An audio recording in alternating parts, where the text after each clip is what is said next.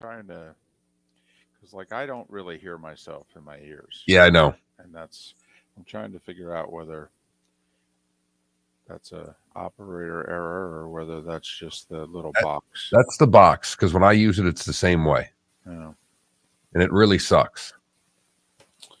yeah. And I'm guessing it's just my box because I can't imagine. Because I think for a very short time when I first bought it, which was like 4+ years ago now, it worked.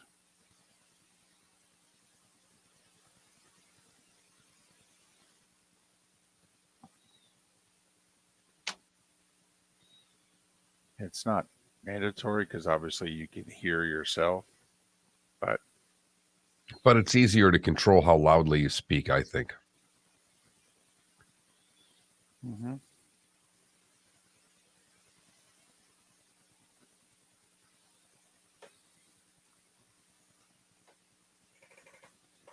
So what the hell you want to talk about today? Well, I mean, first off, I think we should, run Samson and then figure out 2 other segments. Maybe we just re-rack the 7, but which means we really only have half a show to do.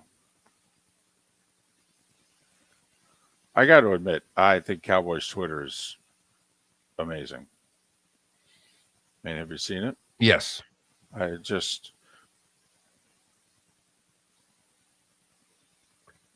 It's awesome. It's hockey season, Adam. The Jags collar came off immediately. It's a Red Wing collar now.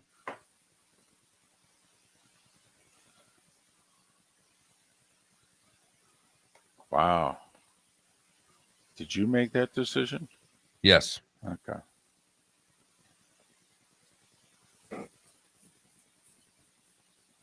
Keep it on for the year. I mean, Adam, if a football collar is going to remain on the dog, it's going to switch back to the Steelers collar quickly. Exactly. I think the question is, Adam, did it make it to Monday? I don't think so.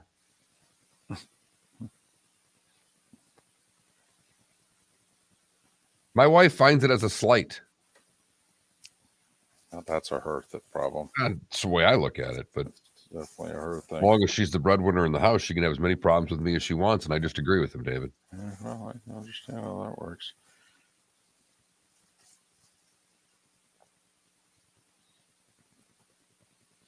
We went downtown to get our homestead exemption filled out, and lady says, "Are you two together?" And I said, "Well, we're married."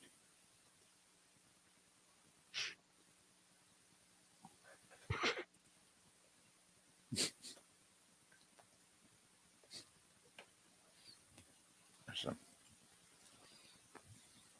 just trying to entertain myself till I die.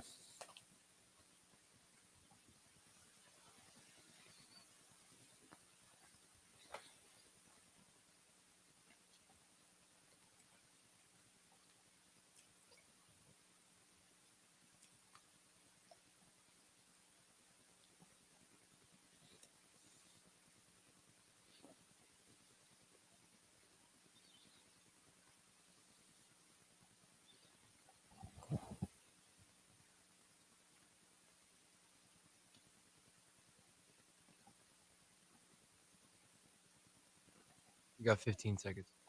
Great.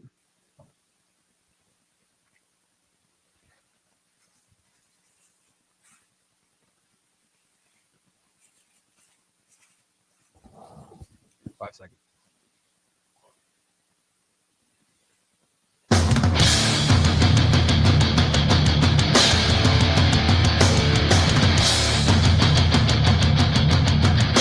You are listening to Miller and Moulton, exclusively on the Florida Sports Network. And now, here's Mark Miller and David Moulton. Top of the morning to you. Hope your week got off to a good start. We're glad you're starting your Tuesday with us. How How the heck are you? Miller and Moulton here on the Florida Sports Network, floridasportsnetwork.com. Thanks so much for being with us. David Samson, Pat Kirwan on our Tuesday show, so you know it's going to be a good one. Top of the morning to you, Mark. How are you? Doing well this morning, David. Had to get the car fixed yesterday. Still, my car got a few dents in it due to Ian. Palm fronds kind of, attacked the car. And finally got it in yesterday. So excited to get my car back this week. Whole. It's been, dented. I guess it's been whole. It's just been crumpled. I want it back to normal. But it was still drivable, right? Oh, it was drivable. Right. Just some dents in the hood, dents in the side, just trees and limbs and palm fronds took their toll on it. Are you a car guy? I am not. Okay, so you were never like into cars growing up. You weren't somebody who laid in your driveway and fixed your car, that sort of deal. Well, I mean, we all know. I barely washed my own car, let alone fixed my own car, David. Well, the irony is that the dominant male figure in my life, my mother's father, he was a mechanic. Man, that's what he did, and he did it for 45 years after the war. And so you would have thought that, some of that would have rubbed off on me. I mean, I went to work with him in the red truck. Okay. We went on, just road calls together. And he fixed these big trucks on the side of the turnpike and what have you. You would have thought that I would have, wanted to be like him. No interest at all. None whatsoever. Now, what would you be doing on those calls? Hanging out. Just chilling. Just watching. If he needed me to get something. Plus, also, he was a little guy. He was like 5'4", and it was funny. Like, the engines would be bigger than him, and he would literally, like, climb into these engines sometimes to fix them. It was almost like he disappeared. Grandfather, you want me to get you lunch? No, you're good? Okay. But yeah, he was the guy who fixed the trucks. Everybody else in the garage got the cars. Because remember, back in the day, we didn't have this whole, minivan SUV thing. I mean, people had cars. Now they had big cars. I mean, you could use them as ferries. They were so big, but we had big cars. And then you had, trucks that you concrete and you ship things in. There was nothing in between. That is very true, David. And then, like the, F-150s and what have you, they started coming into being. And then it's like, oh, okay, we're going to downsize the trucks. Then they came out, good thing he retired really before the whole SUV thing. I mean, he was like your dad, I think, in that he was already bent out of shape about all the foreign cars. Yeah. My dad doing 35 years at General Motors, and I bought a Volkswagen at one point. I mean, that was like, are you kidding me? You bought a used car that wasn't made in this country? I was going through cars the first 8 years that I was old enough to own and drive a car. And I literally had to lobby with my grandfather and go, listen, I am broke. Okay. I have $8 to my name. I need a car that I know is going to run for 3 years, gas and oil. I'm buying a Honda. All right. And he just looked at me like, if you weren't my only grandchild, I'd be done with you. I said, I'm sorry, grandfather. It's a dark day, but I have to do it. Hondas are elite. Well, that was my pizza delivery car at the time. I needed something that I could run really hard and not have to worry about because I was broke. Is it a Civic? Elite? That's a phrase that's never been uttered about a Honda. Okay. In the sense of longevity, they are elite. But once again, those words don't go together. Absolutely they do. Longevity and Honda elite. Elite in a Honda. In the sense of longevity, it's lifespan. Mine was a little Civic DX hatchback. It was, I needed to be quick with the turns, Felipe. I was 30 minutes or less, or the pizza was free. Okay. I mean, we had to fly. I needed to be able to execute the cone drill, if you know what I mean. Mark, that's where you were saw good that. well, you're good in the shuttle. I've seen it before. So Right. I'm slow, yet I'm quick.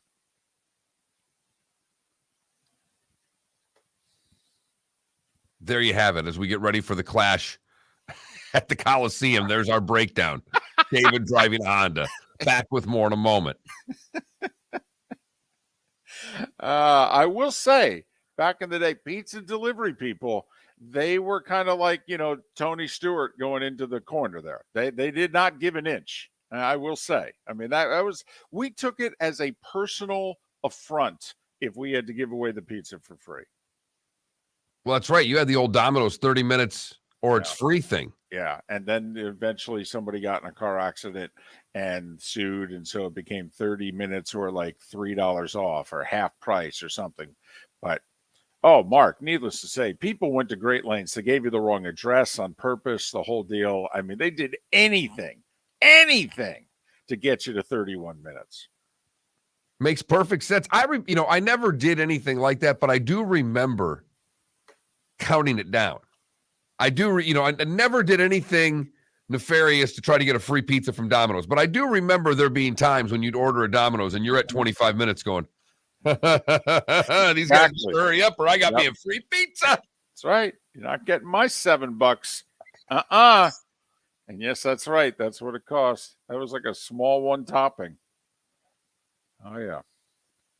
It's another thing we had to lobby. Like for the longest time, like a small was $5.90 and a large one topping was like $8.95. And we would say, you can't do this. We're getting nickel and dime tips. You're killing us. You would think it'd be real easy to give $1.05 and $1.10, but no, that's not how it was working. And I think like a large two topping was like $9.90 or $9.95. I'm like, you're killing us. Please make it $10. We'll get $1 every time. You make it $9.90, we're getting dimes. It's a great point. Yep. Got to take care of the pizza delivery guy. Just like got to take care of the DoorDash guy now. Exactly. They're working hard for you in your corner. Now. Exactly. Yep. Hey, I hear one of the local stations in Southwest Florida changed their slogan. All right, so we may have to redo that. I'd have to start watching again to figure out what the slogan is.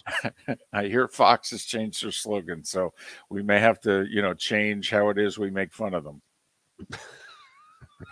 Because that's what we've been doing for all these years. We took the 4 new slogans and we worked them all into like one phrase. You're working for you in your corner now. Right. Mm-hmm. Speaking of now, TB12.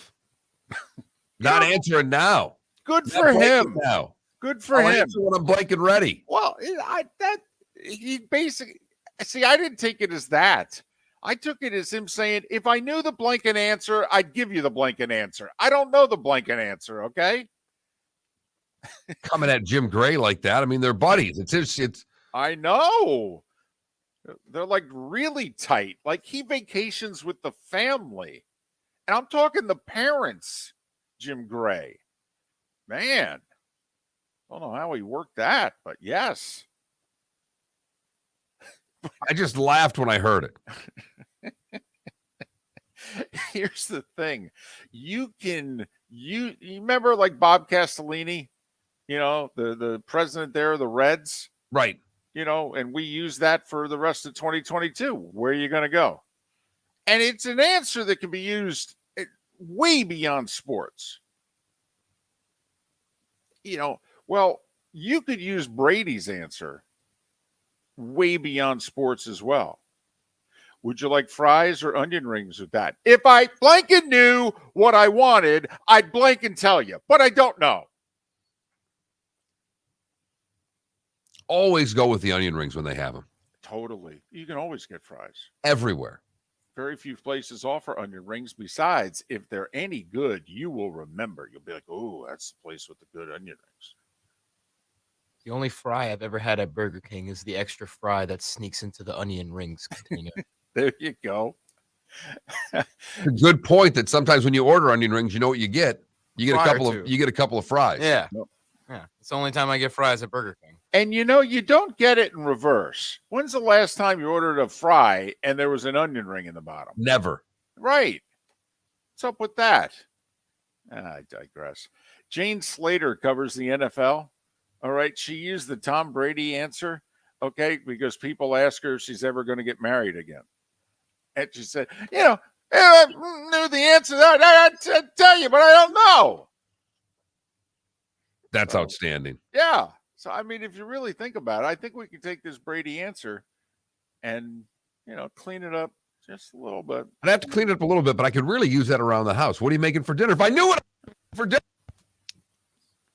Yeah. Wife and daughter go, wow, Mom, maybe we should go out. Yeah, maybe you should.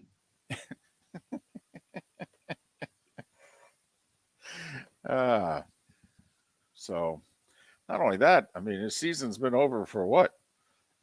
A week? I mean, he even took a little longer than that last time before he retired, right? But it's not like on his own radio show with Jim Gray that he doesn't think Jim Gray's going to ask the question. It's the only question really we want to know the answer to. That's all. But do you think maybe, he said to Jim, don't ask me. I don't know. I don't know. I'd tell you if I knew. We're tight. I'd tell you. I don't know. And so then Jim asks him anyway. I mean, it's possible that's what happened. Well, and he asked him to put a timetable on it. I think that's what don't ask me about. Well, how about if I ask if you're going to put a timetable on it? I'm going to figure out a way to ask you no matter how you slice this. Brady's got to be thinking, this is the question I'm getting from my friend? I got to do a show with a different guy. Someone who's going to suck up to me a little bit more. Stop questioning me. So he doesn't know. And when he knows, he's going to tell us. Yeah. So stop asking already. All right? The only thing we know for sure is that we'll have Pat Kirwan and we'll have David Samson on the show today. Other than that, we'll figure it out. The starting 5 and 25 minutes right here. Miller and Moulton. Where else but the Florida Sports Network? David Moulton for Napa Auto Parts, and Napa Filters. Insist on Napa filters for your vehicles, or if you're a do-it-yourselfer, only buy Napa filters. Napa has a filter for almost anything on earth that moves, whether it's motorcycles, foreign and domestic cars, vans, SUVs, earth-moving equipment. You get the idea. Napa Auto Parts, Napa filters. Insist on them for your vehicles, or if you're do-it-yourselfer, only buy Napa filters. Mark Miller for SWFL Golf Carts, or online, flgolfcarts.com. If you're looking for a golf cart, an e-bike, or an e-motorcycle, go visit Alex and the gang at SWFL Golf Carts. flgolfcarts.com online. Check out their whole inventory. If you're looking for a custom cart, they can take care of you. 2-seater, 4-seater, 6-seater, they've got you covered. E-bikes, nobody better for value and service. E-motorcycles, check them out. Again, flgolfcarts.com. flgolfcarts.com. Ladies and gentlemen, once again. Yeah. Hi. Excuse me. Hey, the line starts back here. Ma'am, if your party's not here, you're going to have to go around again. If you had the opportunity to avoid all this, wouldn't you?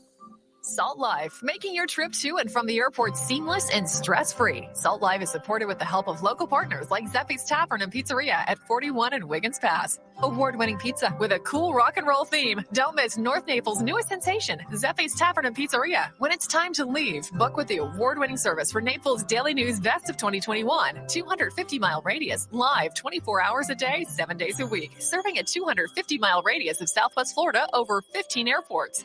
Salt Life Transportation, the official transportation of the Miller and Moulton Morning Show. Book now, 239-308-8686, or online at saltlifetransportation.com.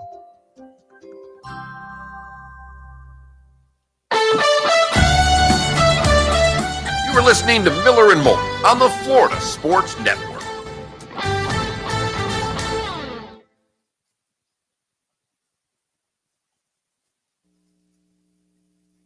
Oh man, you saw that? You watching SportsCenter? I saw this earlier this morning. The Derek Whitehead injury. That's not looking good.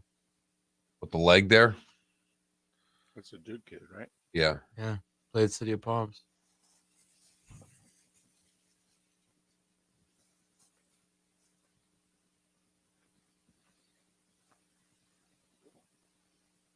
LeBron was supposed to play at City of Palms.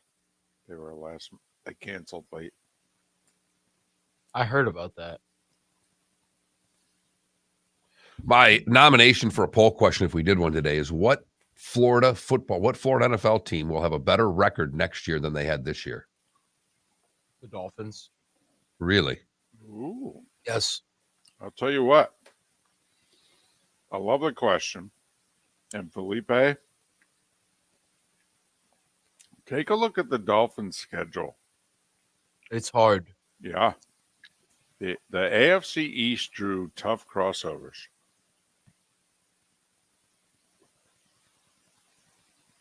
I think they drew what? The NFC East. And didn't they draw the West? AFC West? Yeah, they're playing the Broncos, right? In Miami. Or not? Broncos and Raiders, I think they get in Miami. And they have to go to KC and LA.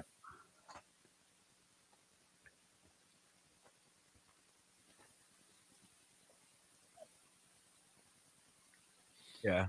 At Yeah. Washington, at Kansas City, at Chargers. And at Baltimore, aren't they? Yes. And at Philly. Wow. Interesting. At Philly and at Washington. Because Yeah. they get Dallas and the Giants at home. They have a great home schedule. Holy crap. They play the entire NFC East? Well, yeah. That's how it works. Yeah, you play You get two two divisions. crossover divisions. One in your conference, one in the other conference. Right. Then you play the teams that had the same division finish that are in your conference. Oh, so whoever finished second in the North, whoever finished second in the South, Right. they will play. And That's- that's why you're playing Baltimore and Tennessee.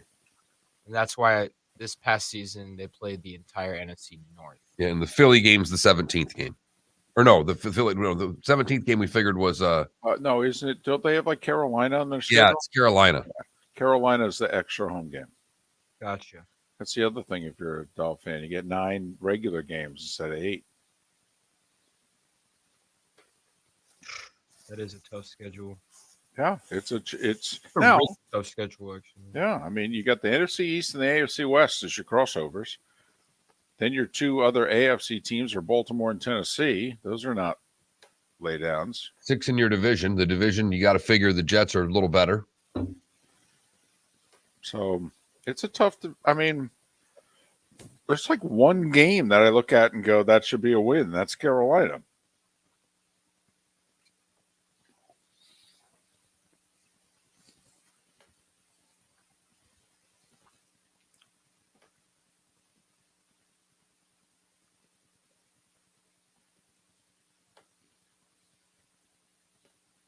But we'll see. Yeah. I think it probably is the Jaguars. I'm biased. They're getting. I don't know though. Calvin They Ridley back. won. They What's- won 9 games too. What's their schedule looking like next year? Don't know.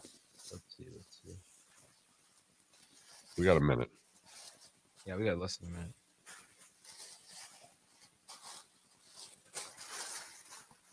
So they're at Pittsburgh, at Cleveland, at Houston.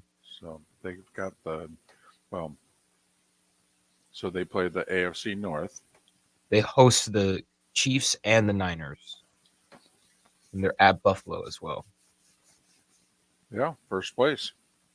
You get Kansas City, Cincinnati, and Buffalo for sure. 15 seconds. Think about it. They play the North, and then because they finished first, they get the Bills and the Chiefs. Mm-hmm. Have fun. They do get the NFC South though. Yeah, here you go.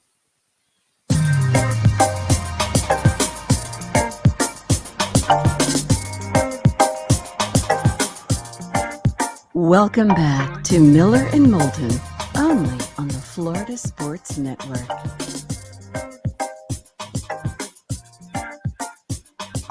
21 minutes past the hour. Miller and Moulton, Florida Sports Network, floridasportsnetwork.com. Thanks so much for being with us. David Samson coming up. Pat Kirwan as well. You know, we don't do poll questions anymore. And pretty much ever since we made the decision to no longer do poll questions because we're not good at them, we've done nothing but come up with pretty good poll questions. Sounds about right for this show. I mean, a few of them, Felipe's been so inspired. He's like, damn, that's a good question. I got to post that. Like, no, okay. Knock yourself out. Yeah, we don't do that anymore. So it's all you there, big fella. I'll answer it and retweet it if you put it up there. Sure. I gotta check the results of the last poll. So Mark's, what the heck? I'm eating my turkey and cheese breakfast here, and I'm chewing in everybody's ear, and Mark goes, what? And when we come up with a poll question, whether it's David or I, the voice that we use during the commercial break is, what Florida NFL team's going to have a better record next year than this year? And the easy answer is the Jags. The team on the rise, soft division, although the Bucs are in a soft division, but we think they're about to go through a little bit of transition. Speaking of which, Rick Stroud talked to Bruce Arians, and apparently Bruce Arians is not happy. Not happy at all his coaches getting fired. Like, really not happy. Well, not happy enough that he's going to leave $1 place and let them run that without him, or is he going to still sit in his corner office and complain? Mark, as you know, as somebody who has one of these, it's tough to give up the golf cart.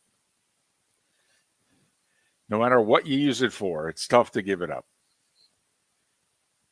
I mean, as I've told you, my wife's dream, her definition of us making it in life is if I can get her a golf cart to drive around our community in. That's it. We moved into a community. Right. By the way, do they allow golf carts in your community? Do people have them? I haven't seen a one. Which would be better if you have the only one. Well, right. And my wife wants it to be pink and all blinged out, apparently. I went, what? She goes, yes, it has to sparkle. I go, well, growing up on the golf course like I did, that's what they always told me. The golf cart has to sparkle. Sure does. Bluetooth speakers and all. So Mark, as you know, tough to give up the golf cart. So I still think Arians is going to be there. He's just going to be pouting. So I wonder how much mentoring he's going to be doing. Nope. You're on your own there. You're on your Todd, you're on your own. Yep. I'm angry with my head coach. All right. Thank you, Richard Gere. Okay. The bathtub scene in Pretty Woman. I was angry with my father. 10 years of therapy, I can say that. I was angry with him. Mm-hmm. So, yep, there you go. That's apparently where they're at. But no reason to think they can't win more games next year, quite frankly. I mean, they only won 8 this year. I mean, finish above 500 next year. They've won more games. Exactly. Felipe, of course, proud Dolphin fan. I mean, he only jumped off his fandom 2-3 times this year. So he's all in on the Dolphins. He immediately blurted out, oh, Dolphins. And I said, Felipe, you get a healthy Tua, they could be a much better team next year. Check out their schedule. I mean, listen, lots going to happen over the next few months. Teams are going to lose players, get players, the whole deal. Never mind what happens during the season with injuries and all that. But you know how, when you look at a team's schedule and you think, wow, there's like the Lions. Remember? We looked at the Lions' schedule and we thought they were going to be improved. And all offseason, we're like, there's 7 wins there. We really think they can get to 7. There's winnable games here. Look at the Dolphins' schedule and tell me the first time you go, oh, that won't be a problem. AFC East teams next year get a little bit of a grinder. And it's dangerous to play the schedule game because we thought that the AFC West was going to be this gauntlet of a division this year, and it turns out that it wasn't, that the Broncos were terrible. And the Raiders. That the Raiders were terrible. And, of course, we all knew it'd be the NFC East that would have every team 500 or above. But the teams in the AFC East next year, they get the AFC West, in which we think the two bad teams will be improved, right? And the two good teams will still be good. So we think the AFC West is going to be formidable next year. And they get the NFC East, which was formidable this year. So, and because they fit, like in the Dolphins' case, they finished second. So they get to face Baltimore and Tennessee. But I looked at the Jags schedule, and while the Jags get the NFC South, which seems like it would be a bit of a break, they do play the AFC North, but just their crossover games are now Buffalo, Kansas City, and their 17th game is San Francisco, oh, by the way. Hello. So you might be improved. Right. But you did win your division, which means you're going to play some first-place teams next year. And also luck of the draw. You know, you get the crossovers. Who knows? Year to year, obviously. League changes drastically. But I will say this. The Dolphins should sell out the whole season. They have a terrific home schedule. Yeah, we'll see. I know. You're asking Miami fan after they didn't do anything in the playoffs to come out and get excited in September about football. On paper, though, I mean, they have the Cowboys, Giants, and Raiders besides the 3 division games. Think of the 6 of their 9, because that's the other thing. AFC teams get the 9 home games next year. So 6 of their 9 are the 3 division opponents, Dallas, the Giants, and the Raiders. I mean, that's a pretty good home schedule. And especially in terms of fan bases that will travel, you know, talking about selling out that place. I mean, I'm guessing they get 2-3 primetime games next year, Dolphins. They only got 1 this year. I'm thinking, now, if they change their uniforms back to what they were, they'd get 5 primetime games. And they'd win all 5 games. They don't lose in those uniforms, especially on primetime in those uniforms. So, but I'm guessing about 3 primetime games and a good home schedule. So Philly's gut says Miami. Shocker. What does your gut say if I were to say which team has a better record? Jacksonville. I might go none of the above. Ooh-wee. I think the safest play on the board would be to go none. It's funny. I think the safest play is the Jags to get to 10. We're talking regular season now, right? Like, we're not counting their playoff win. We look Nor are at we the counting Jags. preseason games. Well, that's good to clarify, Mark. Because if you grow up rooting for a bad team, you counted those preseason games. You know, when I grew up rooting for the Giants in the mid-'70s, man, the preseason, we were terrific. I think we'll put this poll question up. I like it No. enough to make Philly do some work during the break. Let's get a poll question up. Wow. Look at that. Inspiring ourselves. We don't know about others. Huh. Look at you. All right. A poll Oh. question, starting 5. David Samson coming up at 7 o'clock. Looks like we got this thing ironed out for the next 45 or so minutes. We'll see what happens after that. Then we'll fake it for another 45 minutes till Pat Kirwan. Sounds like a plan. Miller and Moulton right here. Starting 5's next on the Florida Sports Network. David Moulton for Napa, Napa Auto Parts, and Napa Filters. Insist on Napa filters for your vehicles, or if you're a do-it-yourselfer, only buy Napa filters. Napa has a filter for almost anything on earth that moves, whether it's motorcycles, foreign and domestic cars, vans, SUVs, earth-moving equipment. You get the idea. Napa Auto Parts, Napa filters. Insist on them for your vehicles or if you're a do-it-yourselfer, only buy Napa filters. Mark Miller for SWFL Golf Carts or online, flgolfcarts.com. If you're looking for a golf cart, an e-bike, or an e-motorcycle, go visit Alex and the gang at SWFL Golf Carts. flgolfcarts.com online. Check out their whole inventory. If you're looking for a custom cart, they can take care of you. 2-seater, 4-seater, 6-seater, they've got you covered. E-bikes, nobody better for value and service. E-motorcycles, check them out. Again, flgolfcarts.com. flgolfcarts.com. Yeah. Hi. Excuse me. Hey, the line starts back here. Ma'am, if your party's not here, you're gonna have to go around again. If you had the opportunity to avoid all this, wouldn't you?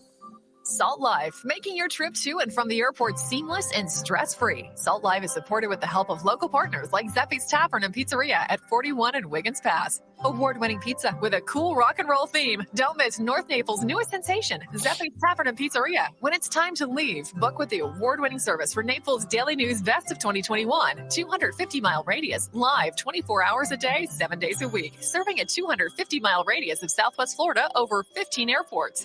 Salt Life Transportation, the official transportation of the Miller and Moulton Morning Show. Book now, 239-308-8686 or online at saltlifetransportation.com.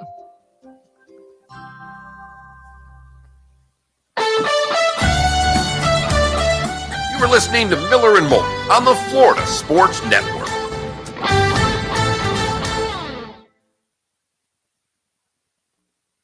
Yeah, I mean, did you see that, KW? I mean, look at this Jag schedule. The Tampa's got the best shot because Tampa's got their division. They play the NFC North.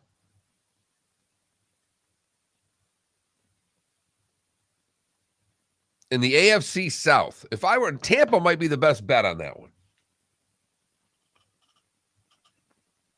But they're going to be the worst team.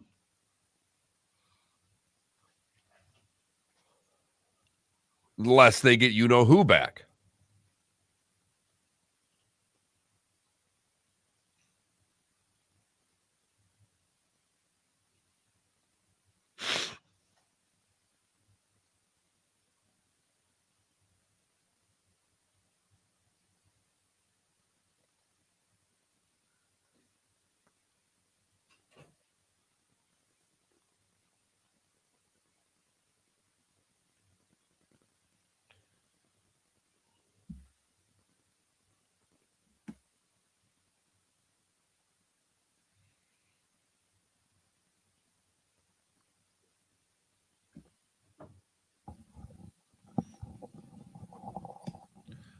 By schedule, Tampa has the easiest.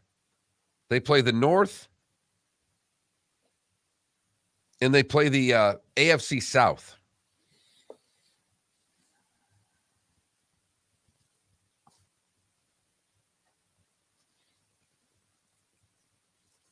Well,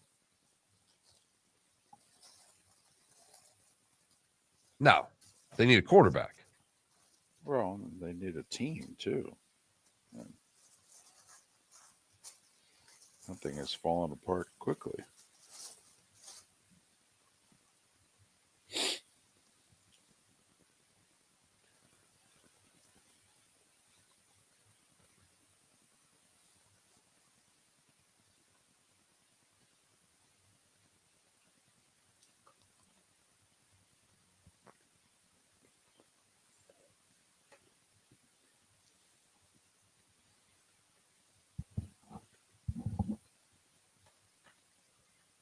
What a collapse by the Islanders.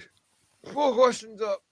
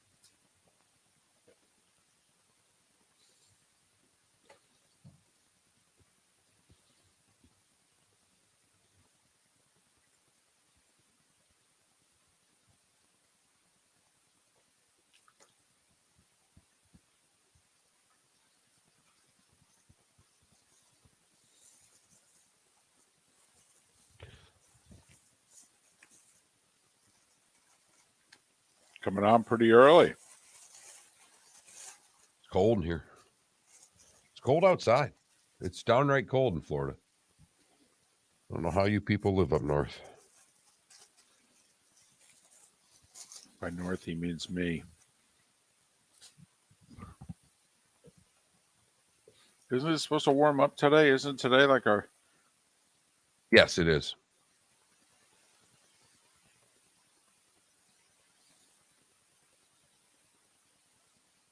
Yeah, it's 42 here in Jacksonville.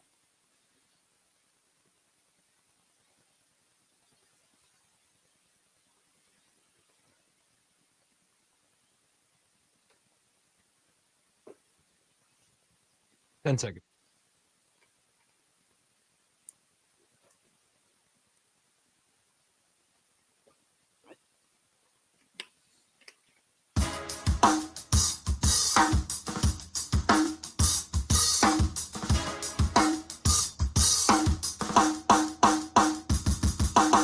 Welcome back to Miller and Moulton, only on the Florida Sports Network.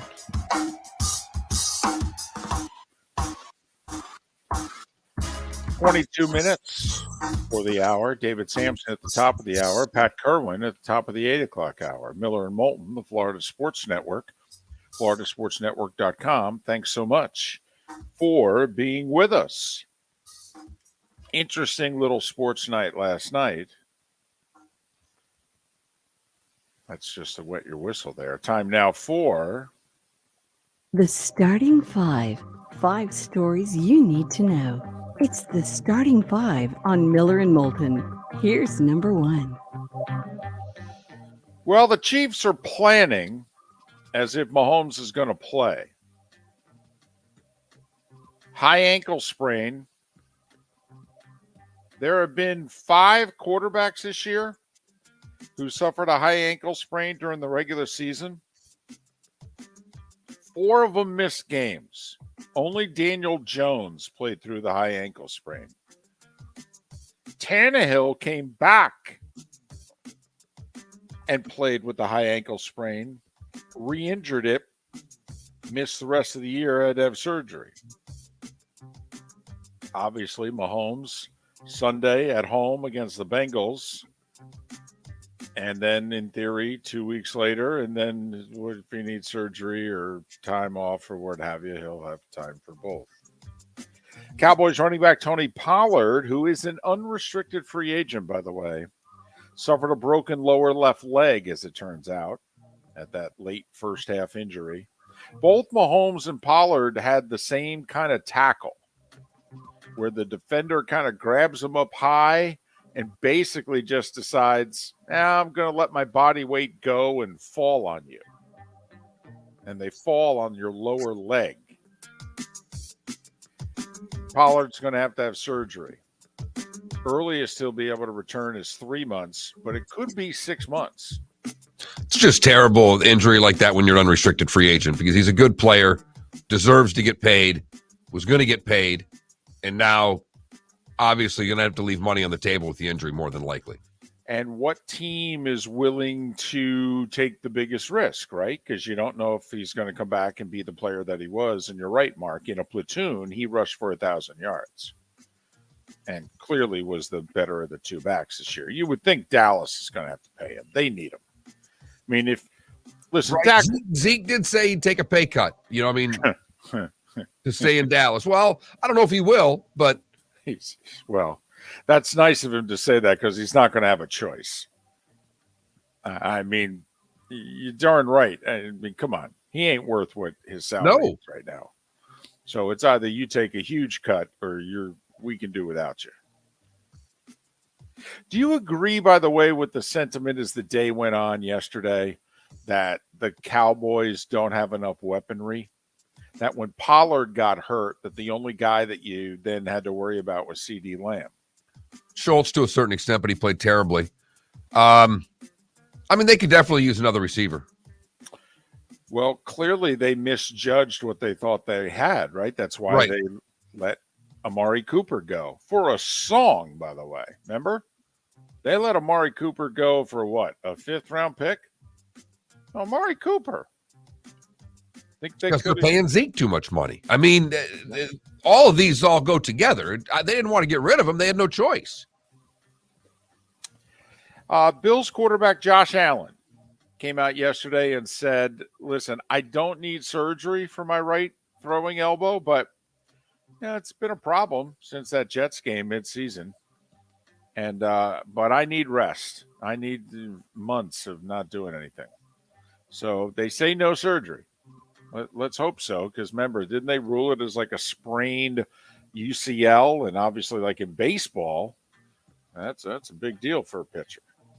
You would think it would also be a fairly big deal for a quarterback, right? Just saying.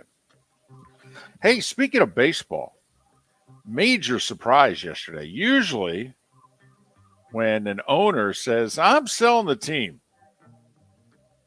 and they let 6 months go by and they have some firm to come in and handle the bidding and all that, and there's 6 serious bids estimated between $2.5 and $3 billion. Usually, just hypothetically, if something like that were to happen, the owner then doesn't wake up one day and said, I just can't get rid of this team. I love it too much. That's what Artie Moreno did with the Angels yesterday. 76-year-old who bought the team 20 years ago for, wait for it, $183 million.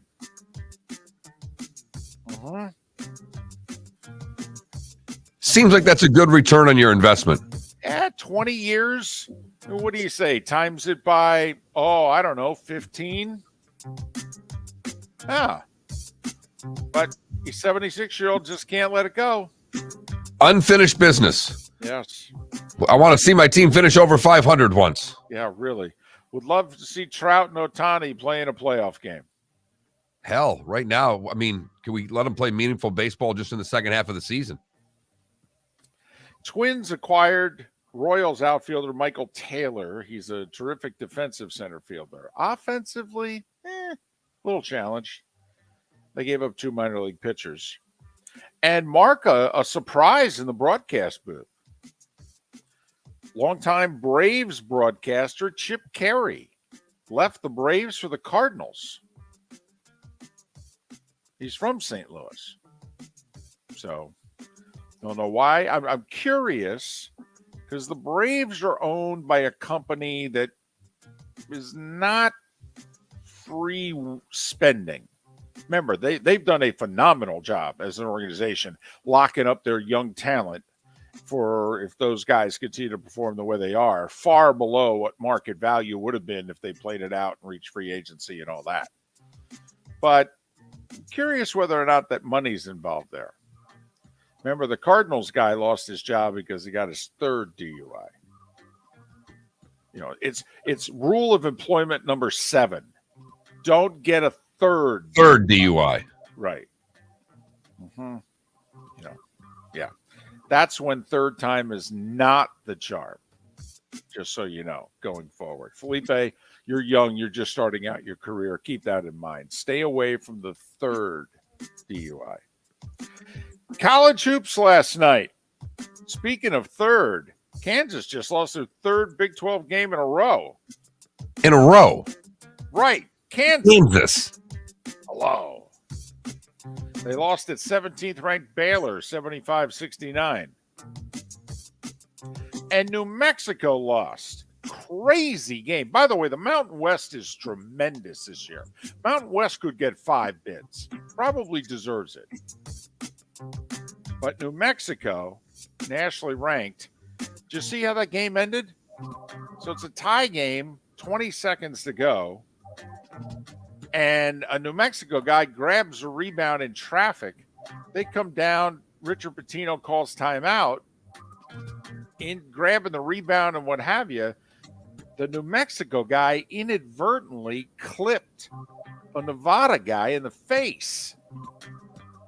So while New Mexico's taking, drawing up their play and what have you, they're taking a look at it and they come back and they go, yeah, Richard, I don't know what to tell you, but they're going to shoot a couple of flagrant free throws here. Your guy elbowed the other guy in the face.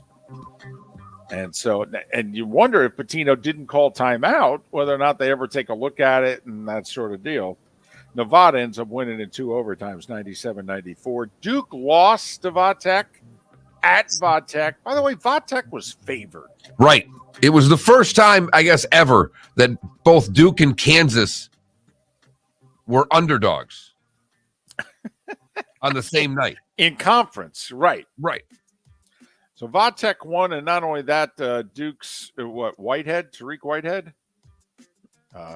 Yeah, he got hurt, and it didn't look good. So that bears watching. FAMU and Bethune-Cookman both lost on the hardwood last night. Women's basketball, there's still a few unbeaten. South Carolina's unbeaten. LSU's unbeaten. You know who else was unbeaten? Ohio State. They were unbeaten. That's the key. 10th ranked Iowa on a neutral floor beat the Buckeyes 83-72. Caitlin Clark, you may have heard of her. She had a triple-double, little 28-point, 10 rebound, 15 assist night. That'll play, Mark. That will play. Iowa beat Ohio State in a battle of top 10 women's teams. Florida State enters the poll. Finally, a Florida school gets ranked in the AP. FSU's 24th. South Florida, they got a lot of votes, but they're technically 28th. NBA, Jonathan Isaac tore his ACL on August 2nd of 2020. That's right, nearly 2.5 full years ago. The Pride of Naples, Florida, played 10 minutes for the Magic last night, scored 10 points. And Orlando snapped the Celtics' 9-game winning streak, beat them 113-98. They own the Celtics. What are they, 3-0 against them? Yes. It's funny, the press was talking to the Celtics after the game. Did you guys take them lightly? And the Boston players were looking at them going, believe it or not, they're good. They don't know how good they are. I mean, their head coach is like, they're long. They forced a whole bunch of turnovers, and the Celtics never turn it over.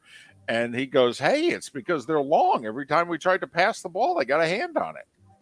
So, I mean, if they don't play the Celtics, they're like one of the 5 worst teams in the league. Mark, Sacramento beat Memphis by 33 last night. Your top 4 teams in the Western Conference of the NBA are in order: Denver, Memphis, Sacramento, and New Orleans. Right, but 5 through 10 is only 2 games back. And Mark's not lying there. Phoenix is the 8 seed, Golden State's the 10, and the Lakers are the 12. They're separated by a game and a half. So, and there was a trade in the NBA, which now gets people thinking that, okay, the trading season's going to begin because the deadline's in like 2 weeks.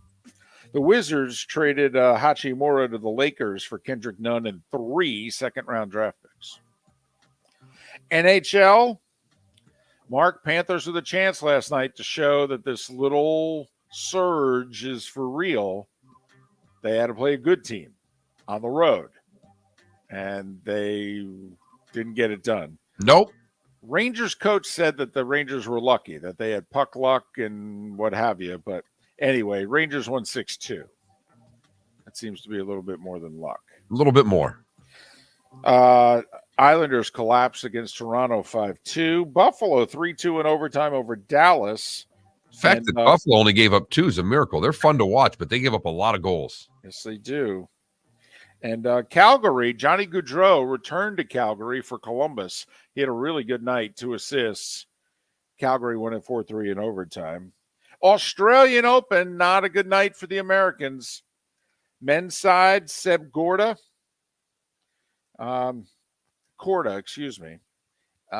He lost the first set in a tiebreaker and apparently injured his wrist. Then he lost the second set, was down a break in the third, and he retired in the quarterfinals. And there is a battle of Americans in the quarterfinals tonight at the Australian, though. There will be an American male in the semis of the Australian Open. And Jessica Pegula, top seed left in the Australian Open, and obviously the highest seeded American. She was seeded 3rd. Yeah, 33-year-old Victoria Azarenka, a very streaky player, but when she's good, she's arguably the best in the world. Well, she's good right now in Australia. and she beat Pagula 6-4, 6-1 in the quarters. And that, gentlemen, was... That was the starting five every weekday morning at this time on Miller and Moulton.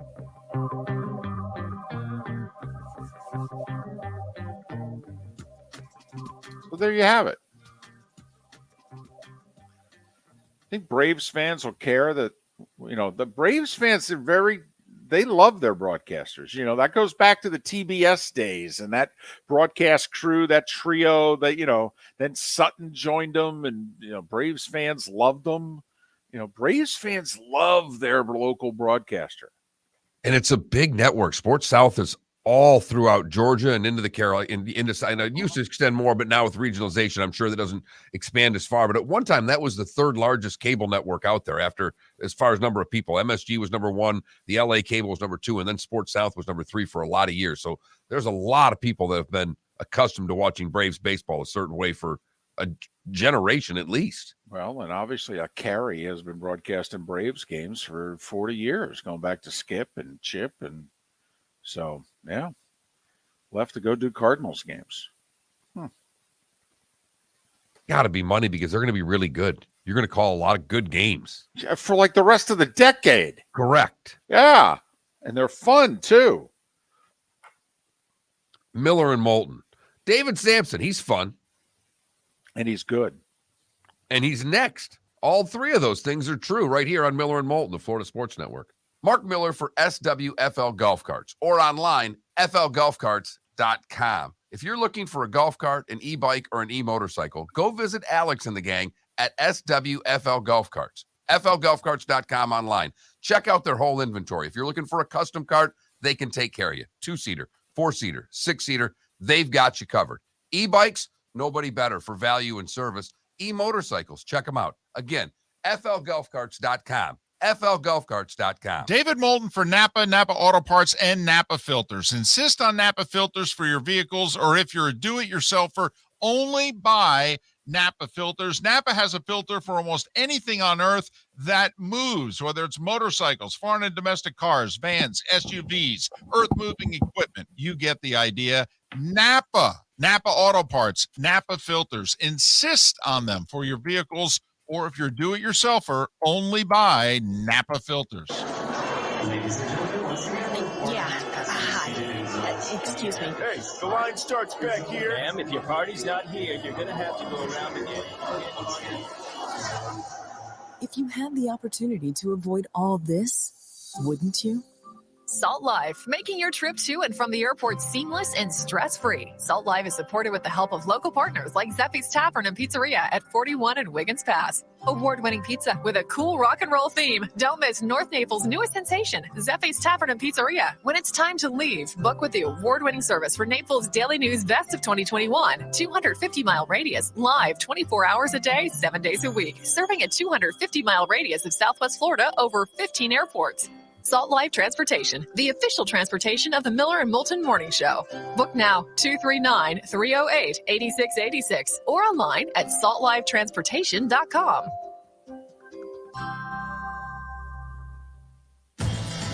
Miller and Moulton here for the Clutch Vodka Play of the Day.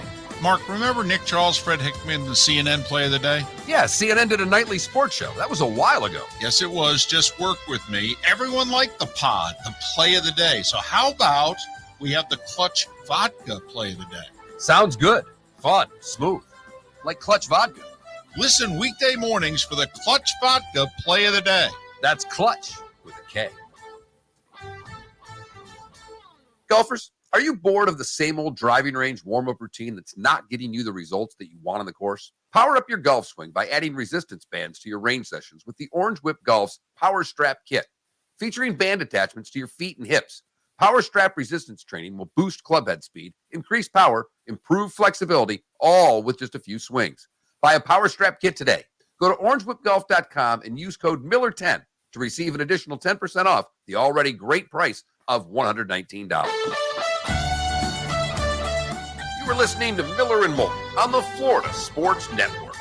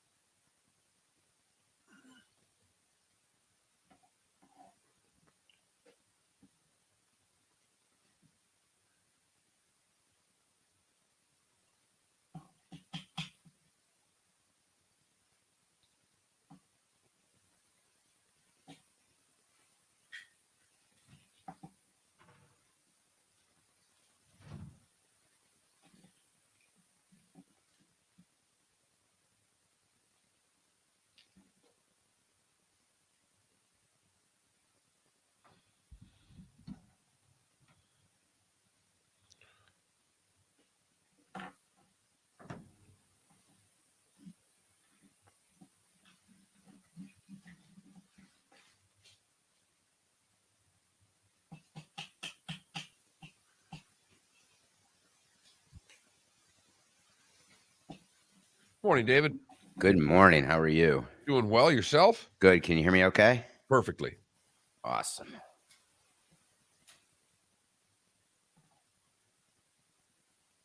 The price is wrong, bitch, huh? Made me laugh. I think that's half the battle, right? Mm-hmm. Yep. Sometimes tweets age me. I'm not sure if that one did, but it certainly may have. Well, everything ages us these days, David. Yeah, I guess if I didn't do things that age me, I basically would do nothing at all. Right. Because I don't watch enough that would be able to try to say that I'm a 20, to be in the pop culture of today. It's just not there. Yeah.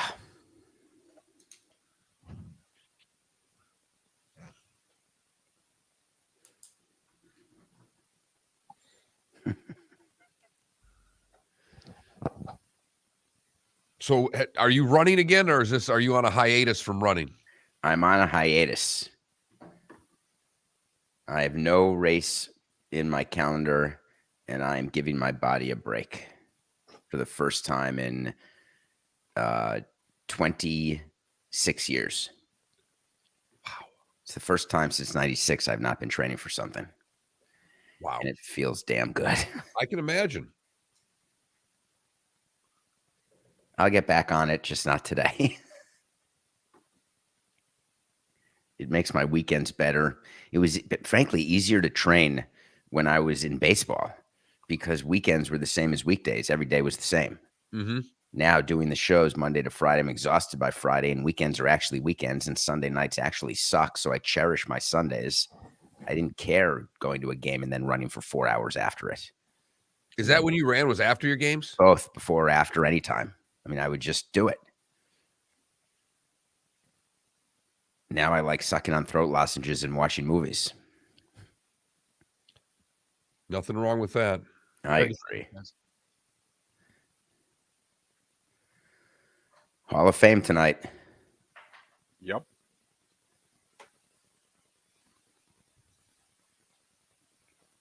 Oscar nominations this morning.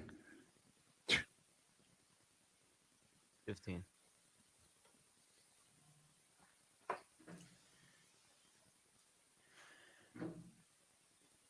Here we go.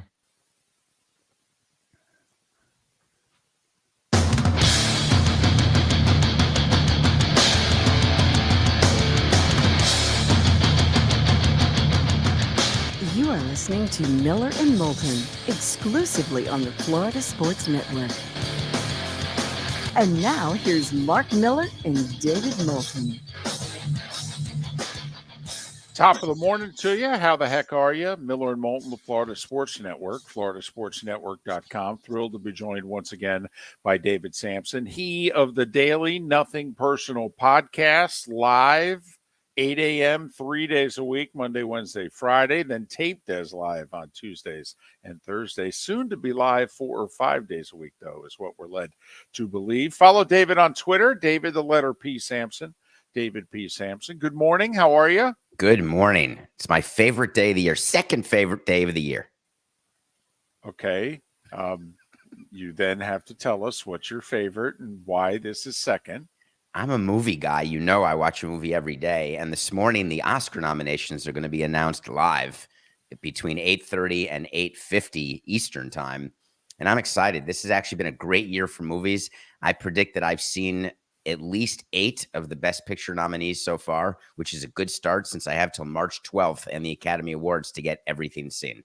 So you will then, my guess is, as soon as if like movies that are out there that you haven't seen, this is what you do between now and the Academy Awards, is you're going to watch everything that's nominated for that you haven't seen? Correct. I make a list. So my routine is that I see what the nominations are. I will review them, talk about them on Nothing Personal this morning, and then make a list of what I have to see. So by the time the awards come, I've seen all the documentary features. I will have seen all the international films, everybody who has an acting, supporting actor, actress, best actor, actress, director, cinematography. I'll see every movie. Some years, depending on how I'm feeling, I'll see the documentary shorts and the live action shorts, but that takes a little bit more of my time because they're harder to find. Tonight is also when we find out if anyone is getting into the Baseball Hall of Fame.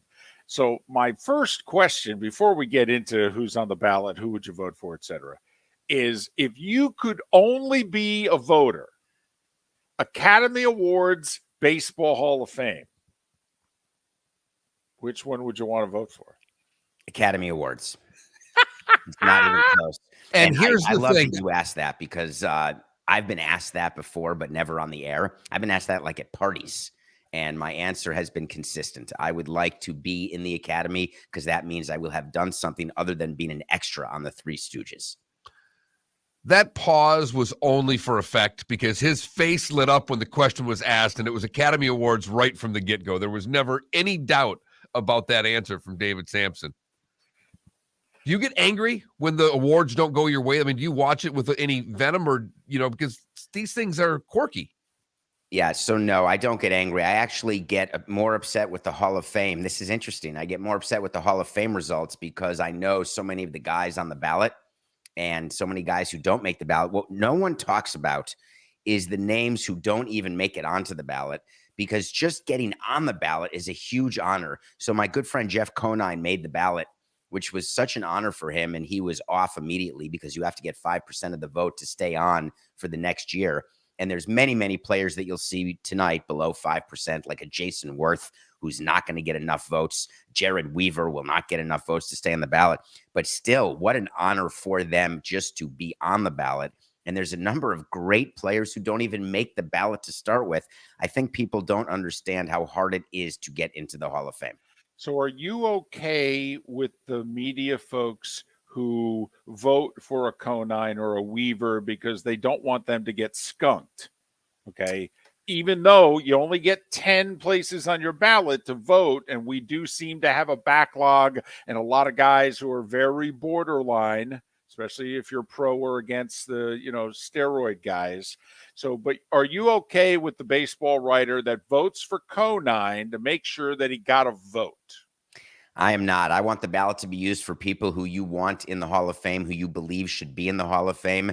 And I think writers should acknowledge that being on the ballot is the honor for many of these players. But I don't think a vote should go to someone just so they don't get skunked. I don't think a vote should go to someone just so that you've read about public votes and you want to get that person over the hump because it's a feel-good story.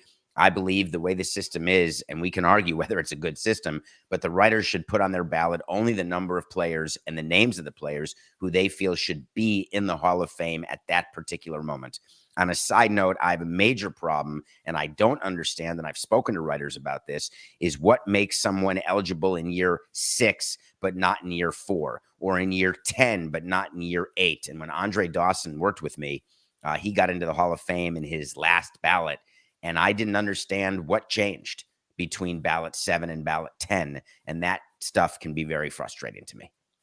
Where are you with the whole steroids in the Hall of Fame? I don't know if I would think I've asked you by now, but I was kind of racking my brains during your answer going, I don't think I've ever asked David that question. So where are you with all of the steroid players in the Hall? I think that there are already steroid people in the Hall of Fame. There's no question about that because there's players who I know, right? But the fact is, there should be a wing of the museum for Barry Bonds and for Roger Clemens, because in baseball history, when you're going to Cooperstown, you should know who those players are and what they did for the game, what their talent level was, but also tell the story of why they're not in the Hall of Fame, which means in the plaque room. People misunderstand being in the Hall of Fame. That means having a plaque in the plaque room and being enshrined into that plaque room. But there are other exhibits in Cooperstown. If you've never been there, I encourage all of your listeners to make the trip. It is awe-inspiring. So my view is that certain players should be in the Hall of Fame as part of the museum, but not enshrined in the Hall of Fame in the plaque room. We've always felt like with Pete Rose, for example, that the bottom of his plaque should have just simply said banned from baseball in, 90 or 91, whenever it was, banned from baseball for betting on the game, but that's part of his baseball resume. Okay. That clearly he belongs in the Hall. Mark is one who would vote all the steroid guys in, no questions asked. Here's somebody to me, David, Gary Sheffield. Gary Sheffield admitted to using the cream.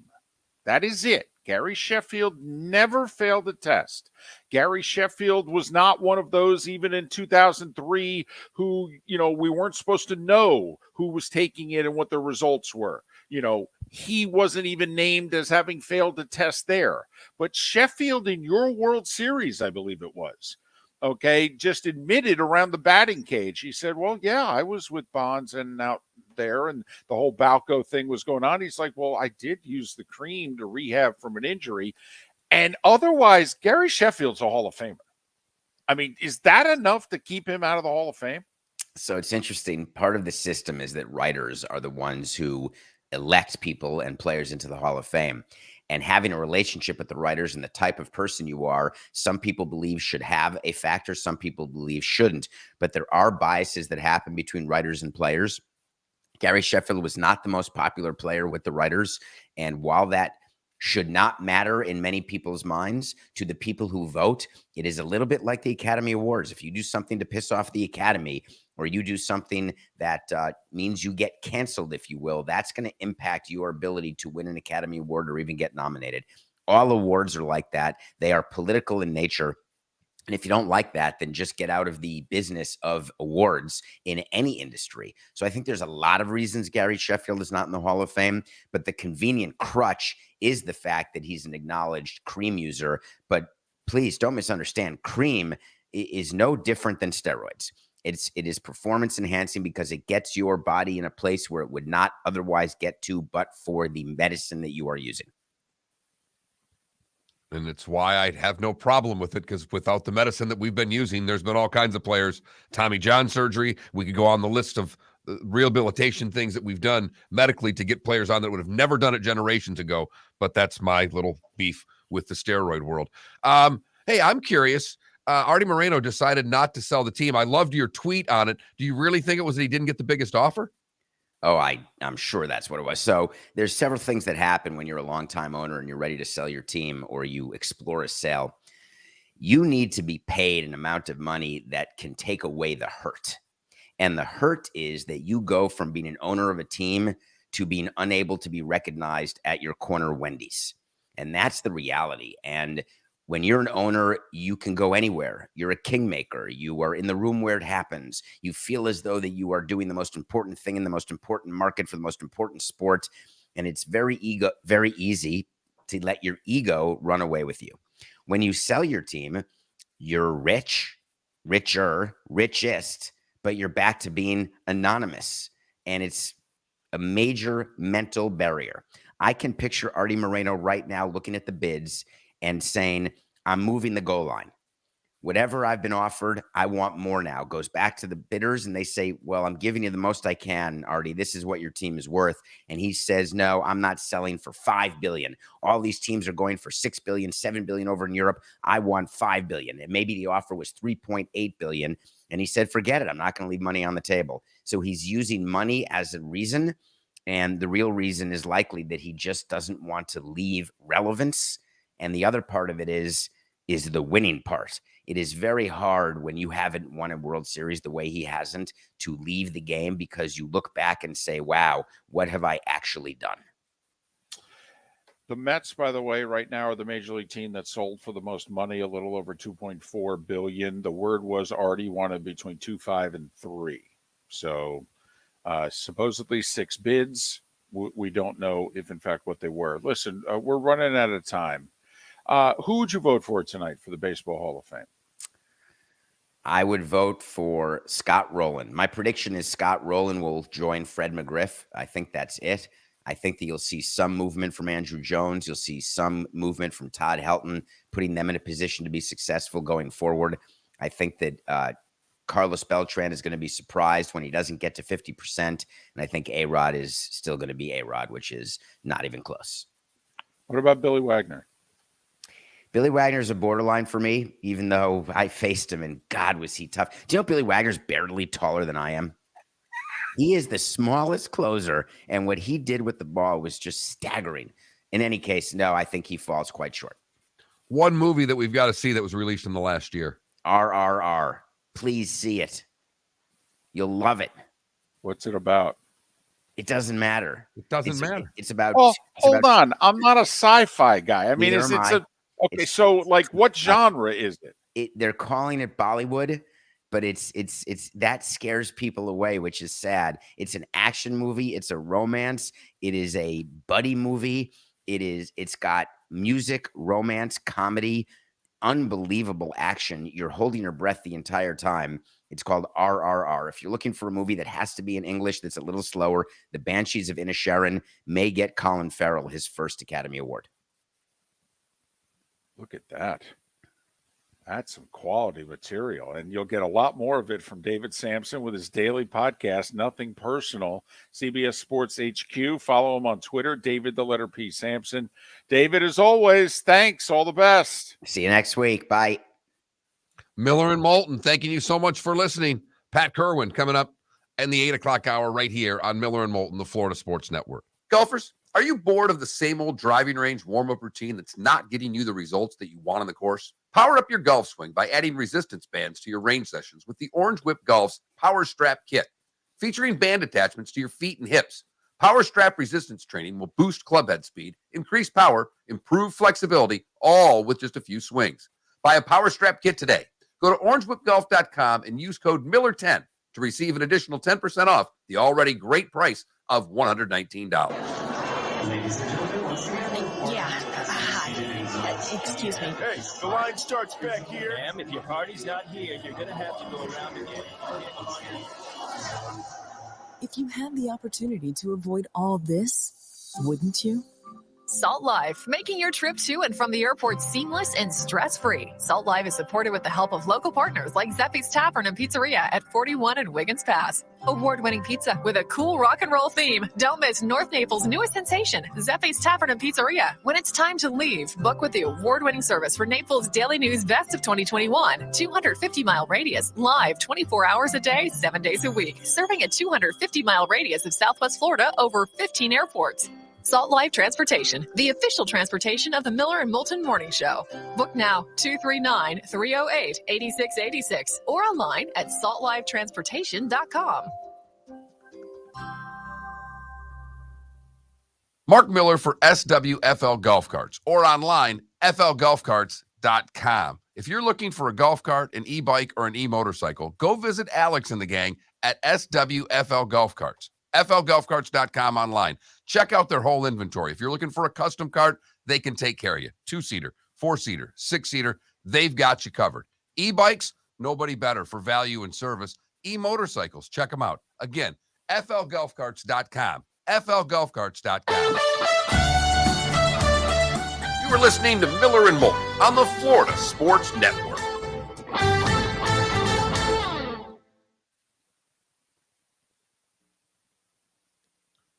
Hey, one sec. Hold on. No. I'll just do it right here. You know what I'm saying? Oh yeah. Go. Then you can.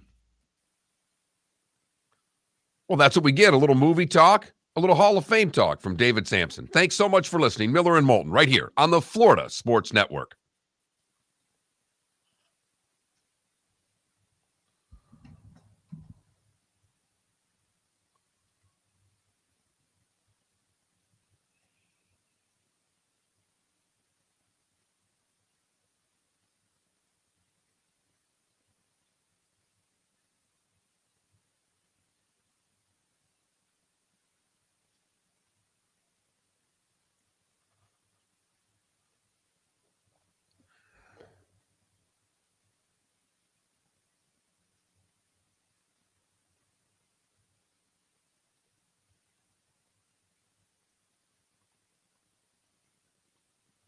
Just make sure you keep recording the hour.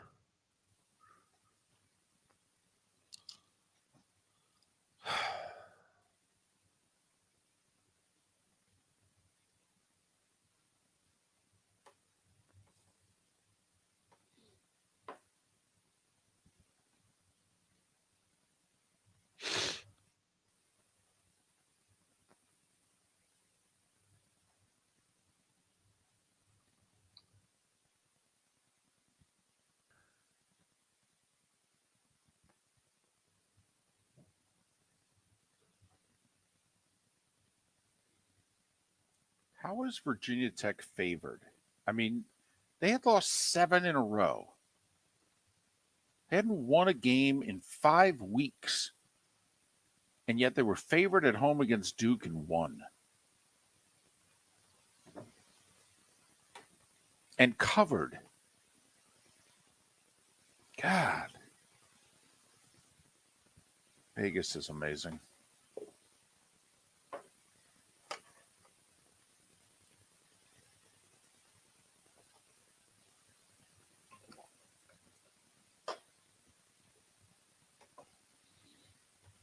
Felipe, you got a pod? He's working. I'm getting on it.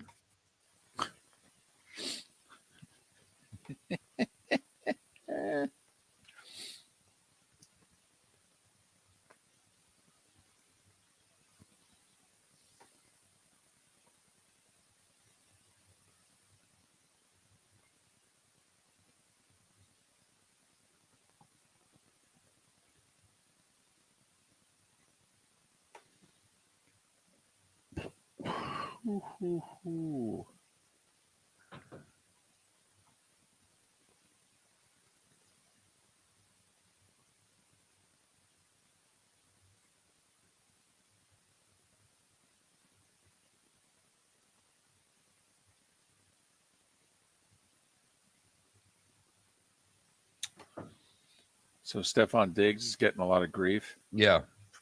Did you see what Thurman Thomas tweeted? No. We don't need any more nice guys on this team. We need about 7 or 8 dogs like Stephon Diggs.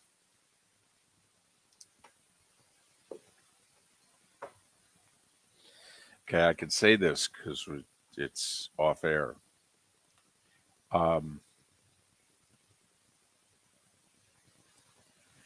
Divas have quality to them, and it's a mofo quality.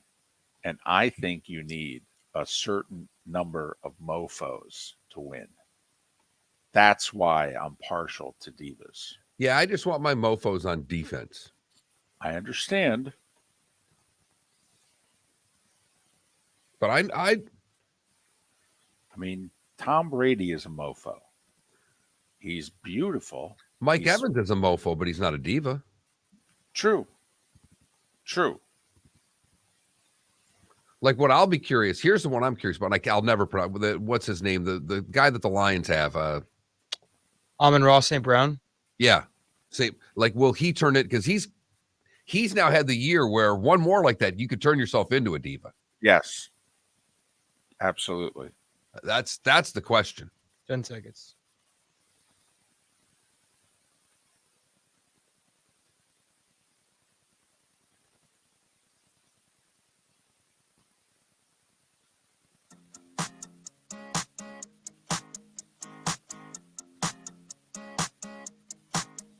You're listening to Miller and Moulton, exclusively on the Florida Sports Network. 21 minutes past the hour. Miller and Moulton, Florida Sports Network, floridasportsnetwork.com. Thanks so much for being with us. Love having David Samson on. Feel as if the show gets better, it gets smarter, and we have nothing to do with it. So, you know, he is like my mom with the movie thing. Like my mom today will be all fired up with the Oscars, figured out what movie she hasn't seen, and then she'll start making her arrangements to go see movies during the day so she can get at least all the best picture ones in. 21,000 is our text line, 21000. If you've never texted before, you have to send in a keyword, FSN Radio, all one word, FSN Radio. But I'm curious how many of you are like David Samson and Mark's mom, in which you're movie folks, and then when the Oscar nominations come out, you will, between now and the Oscars, which is what, about 6 weeks normally? It's in March sometime. Okay, you'll go out and you'll see said movies that are nominated for Best Picture, what have you. And I'm curious, how many of you used to be like that? And maybe like right around the pandemic, you're no longer a movie person. Because, I mean, let's be honest. I mean, you know, we're coming up on 3 years. A lot of people haven't gone to a movie in 3 years. Well, I mean, There are those out there that want the popular movies nominated, like Top Gun Maverick, to be nominated for awards. It usually isn't. Correct. Although now, what is it? 10 movies get nominated for Best Picture. It's a An big, obscene number. yes. It's big. It's kind of like the number of bowl games. You know, what's bigger, the nominees for Best Picture or the number of bowl games? Close. At least it feels that way. Because it used to be just 5, for the record, got nominated. So they made it 10. People are feeling left out. Have you guys been to a movie theater in the past year? Yeah, I saw Top Gun. Or just Top Gun? Yeah, I don't think I saw anything else. I haven't been in a movie theater in at least 10 years. What? Uh-huh. At least 10 years. Yeah. No, Felipe. That became his thing. It's It- not. it's It's just- our, it my happens. wife don't go out to movies. Right. It's also tough when you have it means I got to get a babysitter. What about your daughter? You want to take her out to a movie? Or that's just something she's not interested in? You know, she watches a movie here and there. She watches a lot of videos. A lot of YouTube videos. More Netflix stuff. Right. But no, we that's probably on me. There are a lot of check marks I get for being cool dad. I've not taken my daughter to the movies. Quick sidebar, because you've been married 10 years, right? Yes. So now obviously you had like a 2-year courtship. So did you date and go to movies? So No. So basically, since you've met your soulmate here, you have not gone to a movie. We went to one movie with my son, and I think that's it. Like, I think we've been to the movie theater together once. We've watched a movie or two on the couch on Netflix Right. or whatever, but to go to the movies, no. Okay. Well, that's interesting, though, because let's face it, when do guys go to movies? Yeah, usually on a date. Well, and this is one of the things that I find it's the lamest date in the world. Hey, let's go to a movie, sit in a room, and not talk to each other for 2 hours. It's a horrible first date. Horrible. In my opinion, it's a lame date. When you go out to dinner with someone, you spend those 2 hours conversing with that person. You are sitting across from one another, Right. looking at one another, being forced to have a conversation, at least in and around the courses of the meal. That's all. That's our thing. We love to go out to dinner, try out new restaurants, eat different things. That's probably our thing that we do. True story. Our daughter was really young. We're in Fargo, and we get a babysitter, which we very rarely did. And we go to the movies, and it's literally 2 blocks from our house, apartment. And we went to see, and you know me, Mark, I forget the name of every movie, but it was, Eyes Wide Shut. Horrendous. Awful. This is how bad it was. We were sitting in the back of the theater, and I literally, said to my wife, get the checkbook out. She went, what? I said, get the checkbook out. And I sat in the back of the theater and balanced the checkbook while the movie was on. And it's a date night, mind you. We paid for a babysitter. We're not going back to the apartment. All right. It's a big night out.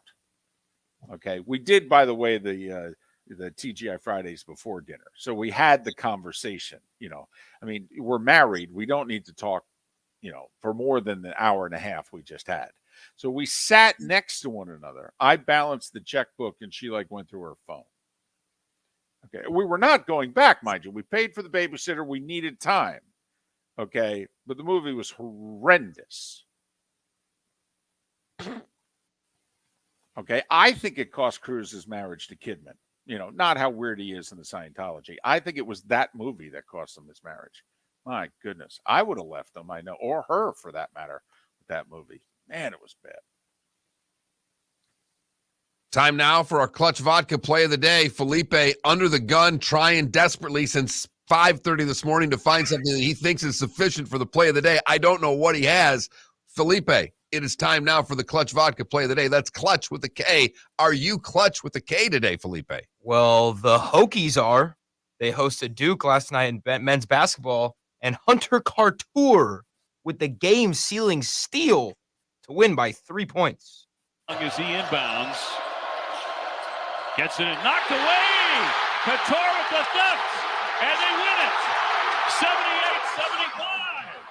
Couture had a huge hand in it, and he had the biggest hand in the end. As Duke fails to get off a shot, and the Hokies end a 7-game skid. They hadn't were won a game. favored. I know they hadn't won a game in 5 weeks. December 17th was the last time they'd won a game. They'd lost 7 games in a row. And yet Vegas knew that they should be a favorite at home against Duke. How? And they won and covered. Because they were only a 2.5 Unbelievable. point favorite. Unbelievable. That's our Clutch Vodka play of the day. It's Clutch with a K. Check them out, clutchspirits.com, or go to any of the place where you buy your spirits. Ask for Clutch Vodka. I do nominate, by the way, and I thought Felipe was going to go here. How about Jonathan Isaac? How about the Perseverance? August of 2020, blowing out his knee, then getting an infection, then re-injuring it, all during the rehab. Nearly 2.5 full years. Came back last night. Pride of Naples. Contributed. Had a 10 couple of minutes. threes in the win. 10 minutes, 10 points. Yep. First game in 904 days.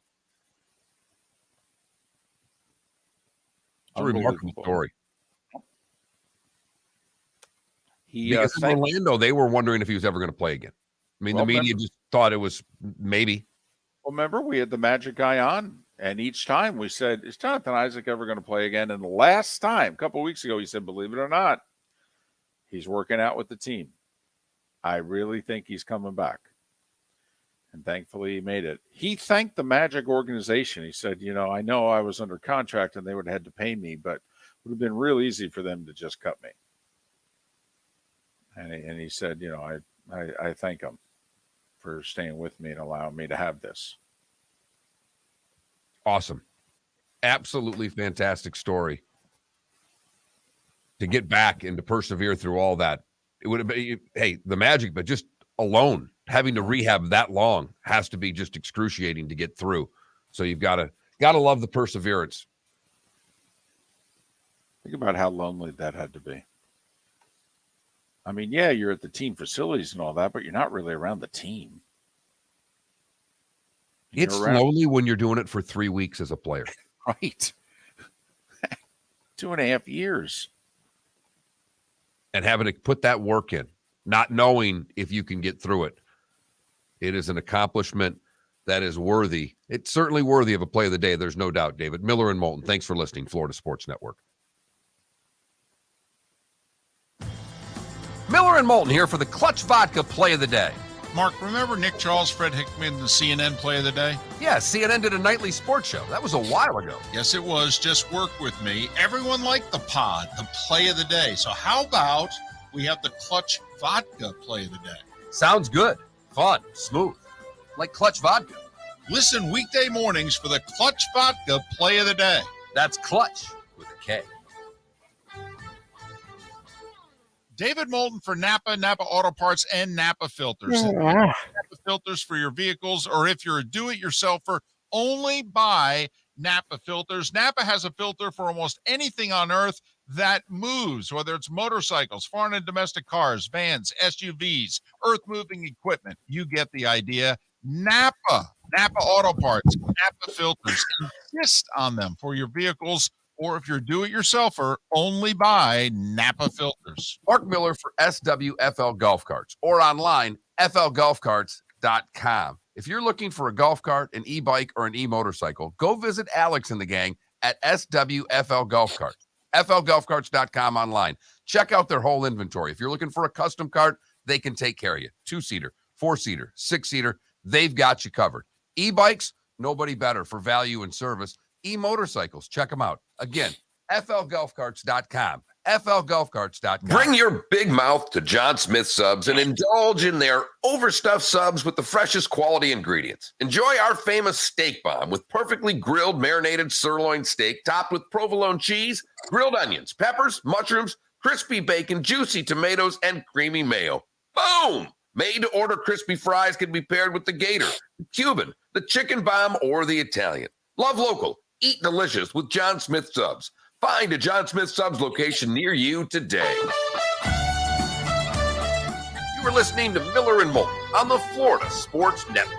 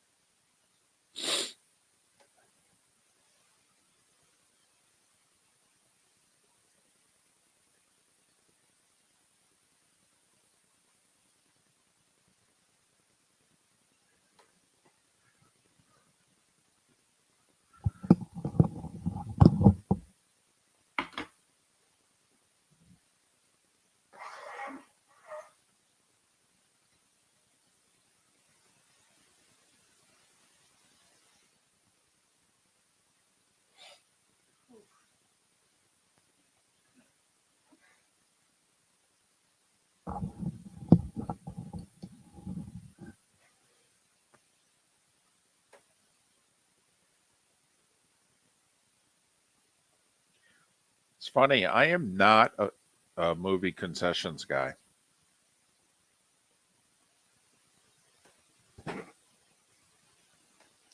I usually just have a soft drink. My wife likes popcorn.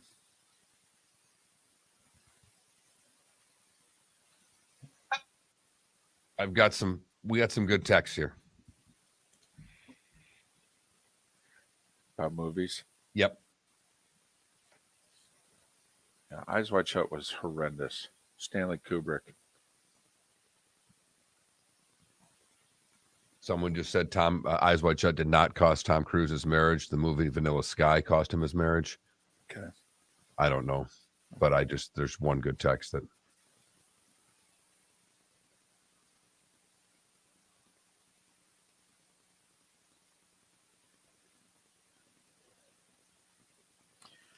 By the way, DC, so you're telling me that in that mall, that the Fridays that was in the corner of the parking lot's now a Chick-fil-A? Man, if I was Fridays, I never would have left that location. Where? It was on the main drag in Fargo. Oh.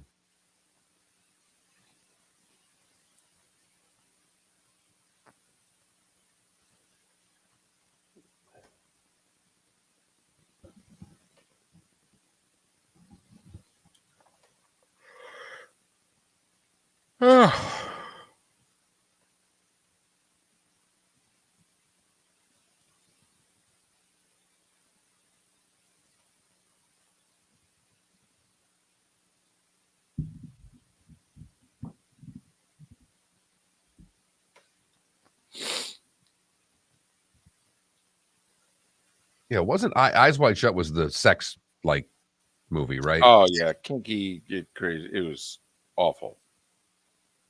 Yeah, awful. Like in the dungeons and yeah, oh, it's just ridiculous.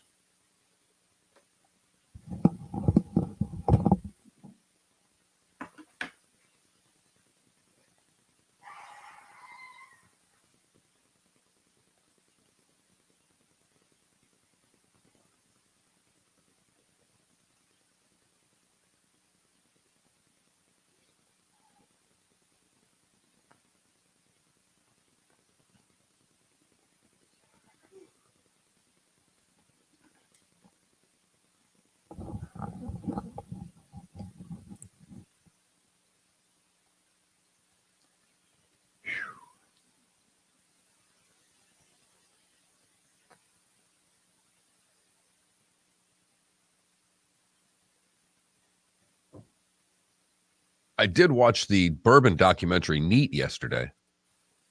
How was it? It was all right. Learned a few things. Is it about just bourbon in general, or was it about okay? Is bourbon an American thing? Yes. only. 10 seconds.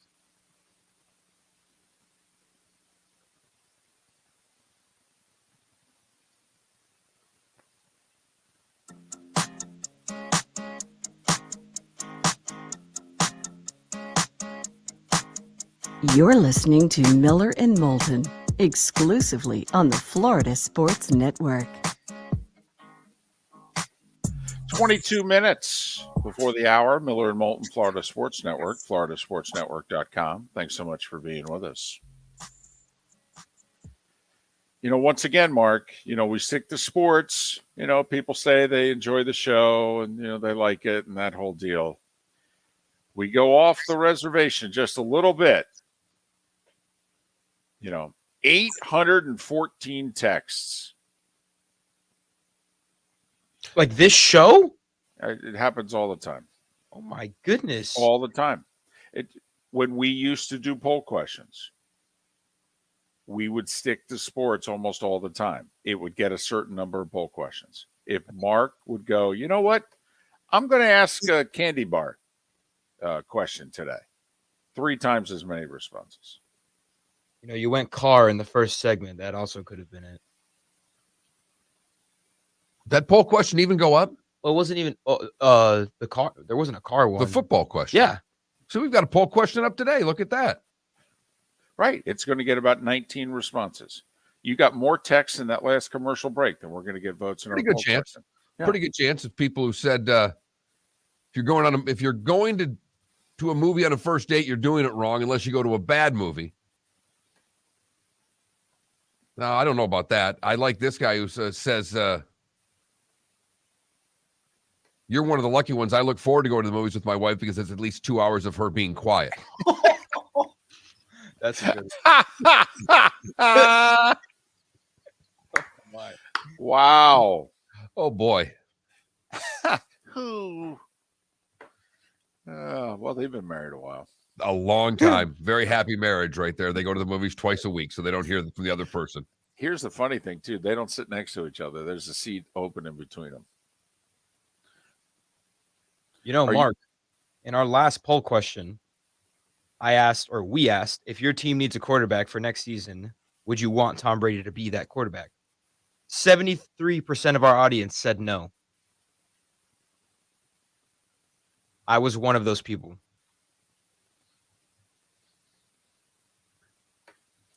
Once again, he will be 46 in August. So that's Felipe bringing up last week's poll question. Right. Okay. Just wanted I was trying to figure out what that had to do with like movies. I'm like, well, he's going to obviously connect the two here. No. Nope. Okay. All Well, right. we never read results. That's the thing. So we read them a week and a half later. Right. If you remember, all right, a week ago at this time, we asked you. Have you been married long enough where there's a seat open? If you two were to go to a movie. No, okay, we'd sit next to each other. Okay, so you're still, you've only been married about 10 years. Okay.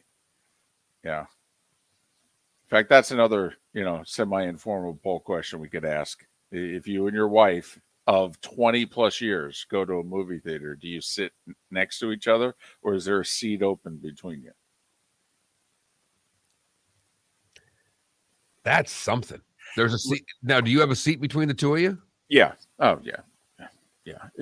I would prefer it that way. I mean, I put it this way. The last time I remember we went to a movie together, I sat a seat over. She got up and moved next to me. Did you try to move again? No. I figured no. Okay, can't do this. Very quickly, because there's something we actually want to get to, which is a great topic. But on a flight that I was on this year, the married woman and her husband was next to me in the middle seat. And she was on an aisle, but she was like 2 rows up. And she's, giving me the eyes and what have you, kind of like, can I sit there? And I go, yeah, sure, of course. So we switch seats. And I sit on the aisle. She sits next to him. 7 minutes later, she gets up and she moves 3 rows up and sits by herself in an aisle. And I said, I literally got up and asked her, I go, is everything okay? She goes, yeah, he just annoys me.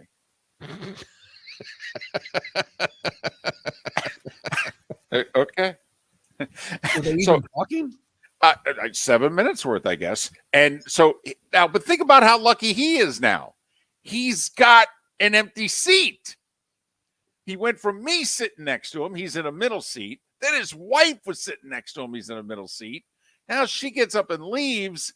He's sitting on an aisle with an empty seat next to him. I kept looking back. He looked like he was having a great flight by himself. 2.5 hours. You know who didn't have a great time on Sunday? Or maybe they did. But the fandom in the Dallas Cowboys Twitter account came out Sunday. Oh, my goodness. This is like the best thing we've seen on Twitter in years. Have any of you checked out Cowboys Twitter in the last 24 plus hours? This is everything that Miller and Moulton have said, like how reporters should cover the team and that basically everybody just needs to suck it up and deal with the truth. Wow, this has been awesome. They flat out went all fan. Dak Prescott gave the ball away twice in the narrow loss to the 49ers in a matchup that the Cowboys had a chance to win if they didn't generate self-inflicted wounds. The Cowboys season ends after they are unable to overcome early mistakes, untimely penalties, and key injuries in a 19-12 loss to the Niners. When the Cowboys needed one of their top playmakers most, Tony Pollard's crushing injury served as a catalyst to their eventual spiral against the 49ers in the NFC divisional round on Sunday. These are all from the Dallas Cowboys Twitter account. Yeah, we're reading this word for word. For fans and players alike, the loss to the Niners hurt after the Cowboys played their hearts out, but just didn't play well enough. This isn't the Dallas Morning News. This isn't a sports talk radio show in Dallas. This is Cowboys Twitter calling out their quarterback, saying they made too many mistakes. After being knocked out of the playoffs by the 49ers for the second season in a row, Mickey Spagnola breaks down the whys of how this happened again. And the title of the article on DallasCowboys.com, Spagnola, asking why has this happened again? The 49ers had more weapons than the Cowboys going into the game, and with the loss of Tony Pollard, definitely had way more ammunition in the second half. I mean, who is that an indictment of? Jerry Jones, the general manager. An owner. You're saying the other team had more talent than us. And once one of our guys went down, we had no chance. Right. We were screwed. You In know a why? one-score game that we had the ball in the fourth quarter with the opportunity to tie. But you know why? They had more talent than us. Their front office did a better job than ours. Please read below. This is Cowboys Twitter. People who cover the NFL for a living, like their mouths are agape. They can't believe this is an official team site and Twitter. I mean, this is like Fanboy got a hold of the Twitter account, hacked in, and let loose. And needless to say, this would all be taken down if Jera had a problem with it. Jera canceled his radio show this week. Think about that for a second. This guy loves a microphone. The old joke in the industry is you could knock on Jerry Jones's house at 3:30 in the morning. He would answer the door disheveled and say, "Give me 5 minutes." He'd go put his hair on, okay, change out of his pajamas, put on a sport coat, walk out onto the front lawn and do your interview.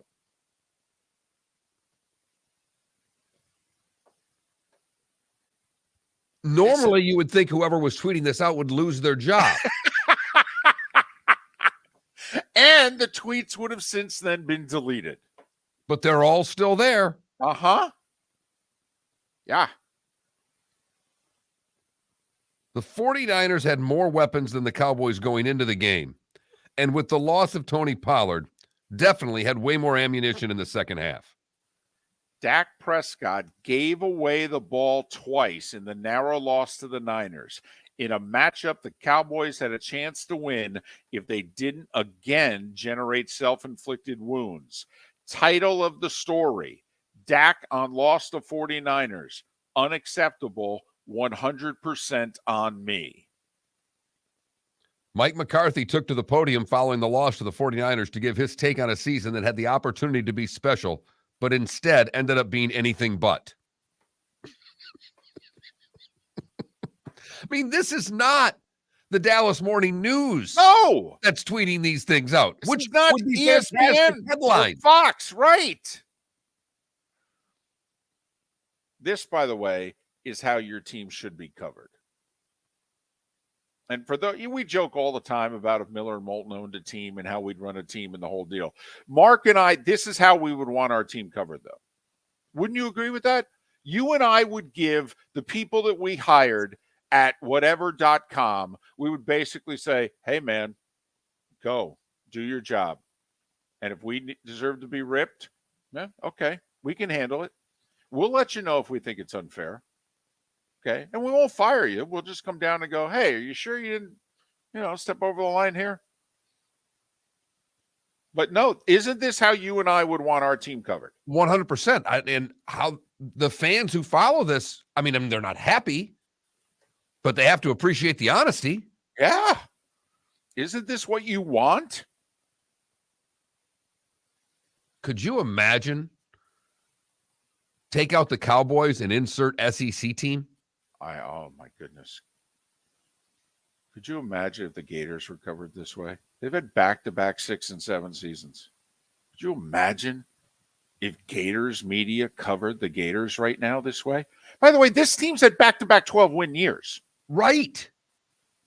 And this is how they're being covered. Jerry's paying for this coverage, by the way. This is DallasCowboys.com. Put it this way. I watched Matt Baker, who comes on the show, covers college sports. Matt Baker was attacked on Twitter for covering the Rashada story and saying it's just doing it for clickbait. No. It's a story. You lost your top recruit over $13 million, and Gator fans were upset that it's being covered that way. Right. That's why many of us are just reading this and our mouths are agape. Because this is how teams used to be covered. I mean, like before Felipe was born. I think the 90s was the last time that teams were covered this way or allowed to be. And now the teams have done such a good job of basically conditioning the fans as to how they should be covered. Now the fans can do the dirty work, and the teams don't even have to be the ones to yell at the media, threaten the media, smash media members' car windows. The team can just sit back and go, see? That's nothing but good news around here. And that is largely what team websites have been giving us. Team Twitter accounts. It's all positive. It's all rosy. It's all good stuff.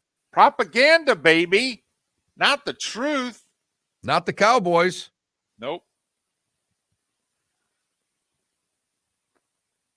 I will say, Jarrah said he was sick. That's all he kept saying after the game. He canceled his media interviews this week. Jerry Jones.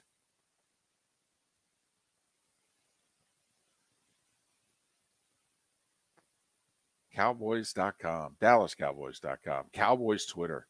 Tell you what, I don't follow a single team Twitter or site. Not one. Not one. I don't even think I follow FGCU anymore. All right? I'm following the Dallas Cowboys Twitter now. An all-timer. That's something you expect out of that. This is literally something when someone gets fired for taking over a Twitter account. That's what this is. That a team puts out a release saying, we want to apologize for the tweets. A low-level employee had access to it. They're no longer with us. We apologize for any way you feel that the team has been mistreated over this time, blah, blah, blah.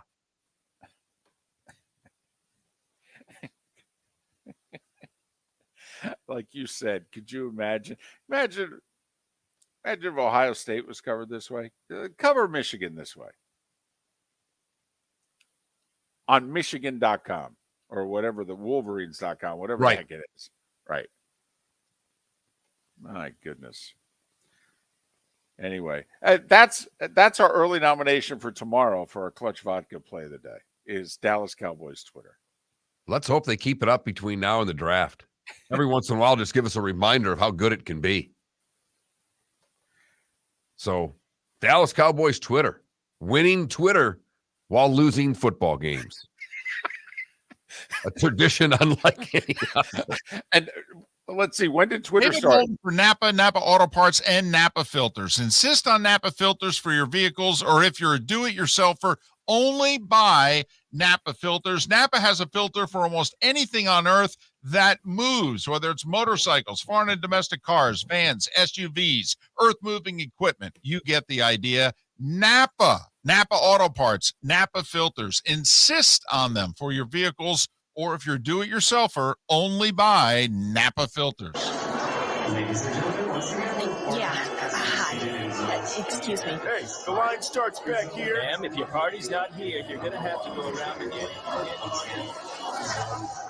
If you had the opportunity to avoid all this, wouldn't you? Salt Life, making your trip to and from the airport seamless and stress-free. Salt Life is supported with the help of local partners like Zeffy's Tavern and Pizzeria at 41 and Wiggins Pass. Award-winning pizza with a cool rock and roll theme. Don't miss North Naples' newest sensation, Zeffy's Tavern and Pizzeria. When it's time to leave, book with the award-winning service for Naples Daily News Best of 2021. 250-mile radius, live 24 hours a day, 7 days a week. Serving a 250-mile radius of Southwest Florida over 15 airports. Salt Life Transportation, the official transportation of the Miller and Moulton Morning Show. Book now, 239-308-8686, or online at saltlifetransportation.com.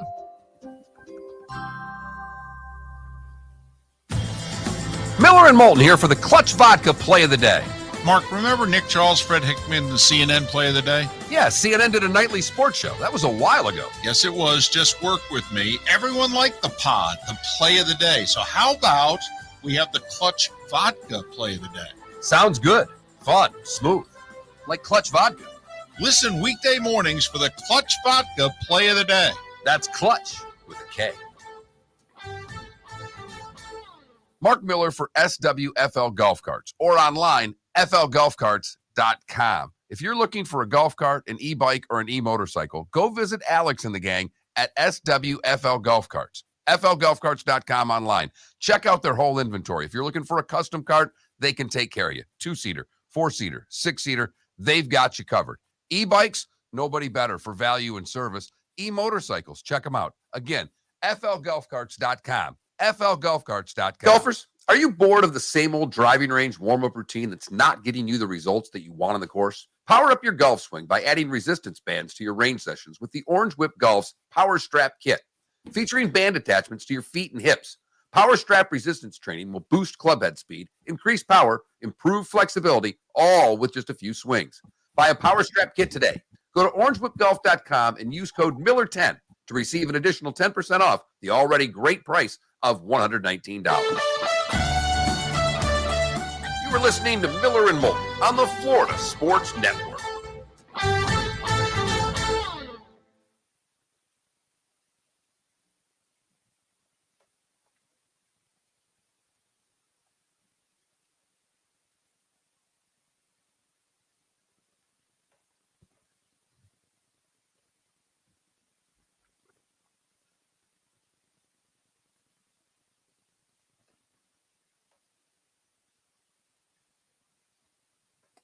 You know, Mello, what was always interesting is I always got the sense that the 83 team was far more popular than the 76 team, even though the 76 team was the first one to win the title.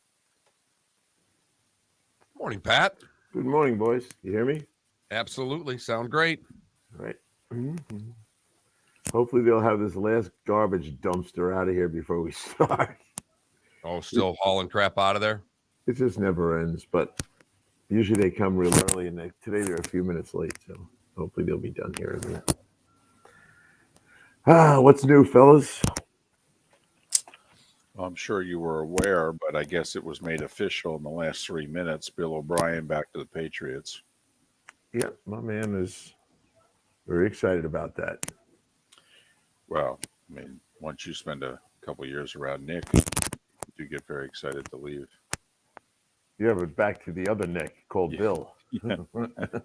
They're the same guy. Yeah, they are. Yep. So Bill is just finishing building a house on Cape Cod, so he's very excited. And his family lives in way upstate New York, so he's around everybody. And he's got a daughter, he's got some family issues he's got to deal with. Obi. So the other day when he was leaving his interview, I said, just tell me how the interview went. Ha ha. And he goes, not a lot of laughs and reminiscing old times. Very official. Made me feel uncomfortable. He's so great at that.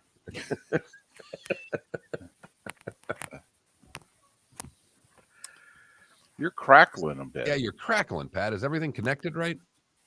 Oh, hold on. Let me see if sometimes it's the headset itself. Let me just see if this one's better.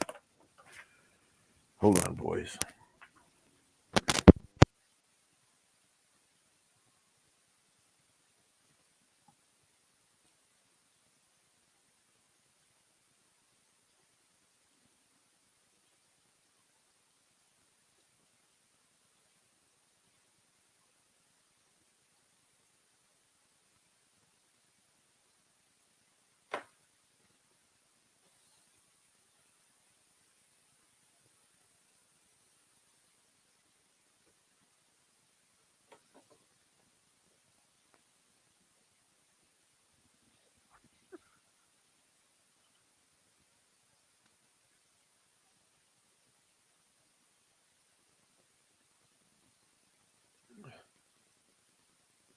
Pat? We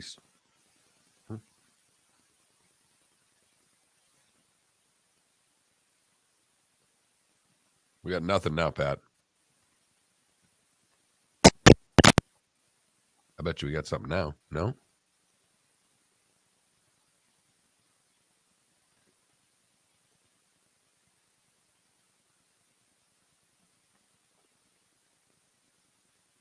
$15 seconds.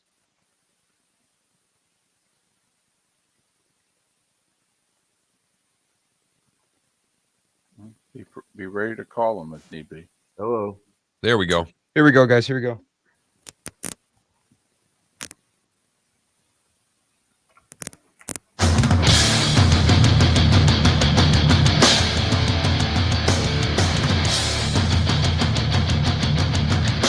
You are listening to Miller and Moulton, exclusively on the Florida Sports Network. And now here's Mark Miller and David Moulton. Top of the morning to you. How the heck are you? The 8 o'clock hour of Miller and Moulton on a Tuesday brings with it Pat Kirwan. He of NFL Radio's Moving the Chain, CBS's NFL Today show. Pat joining us once again, courtesy of Pinchers. Tampa to Key West, a dozen locations in between Pinchers, because you can't fake fresh. And as we welcome Pat on, the developing, breaking story, which Pat was well aware of with how connected he is. Bill O'Brien officially back with the Patriots as their offensive coordinator. Good morning, Pat. How are you? Good morning, fellas. Very happy for Billy O'Brien and happy for Bill Belichick to get a guy of that quality.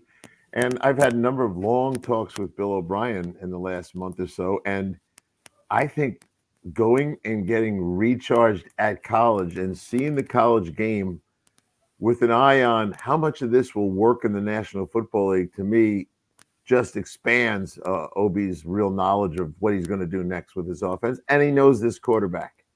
And I know for a fact he thinks there's 3 or 4 things that they just really never got to in New England that will enhance that kid's ability to play. So I think it's good for everybody up there. And very anxious to see how much of the Alabama kind of stuff, because it's not all, people like to say Alabama's all just pro football. It's not really. They got a lot of college principles. You see them all the time, David.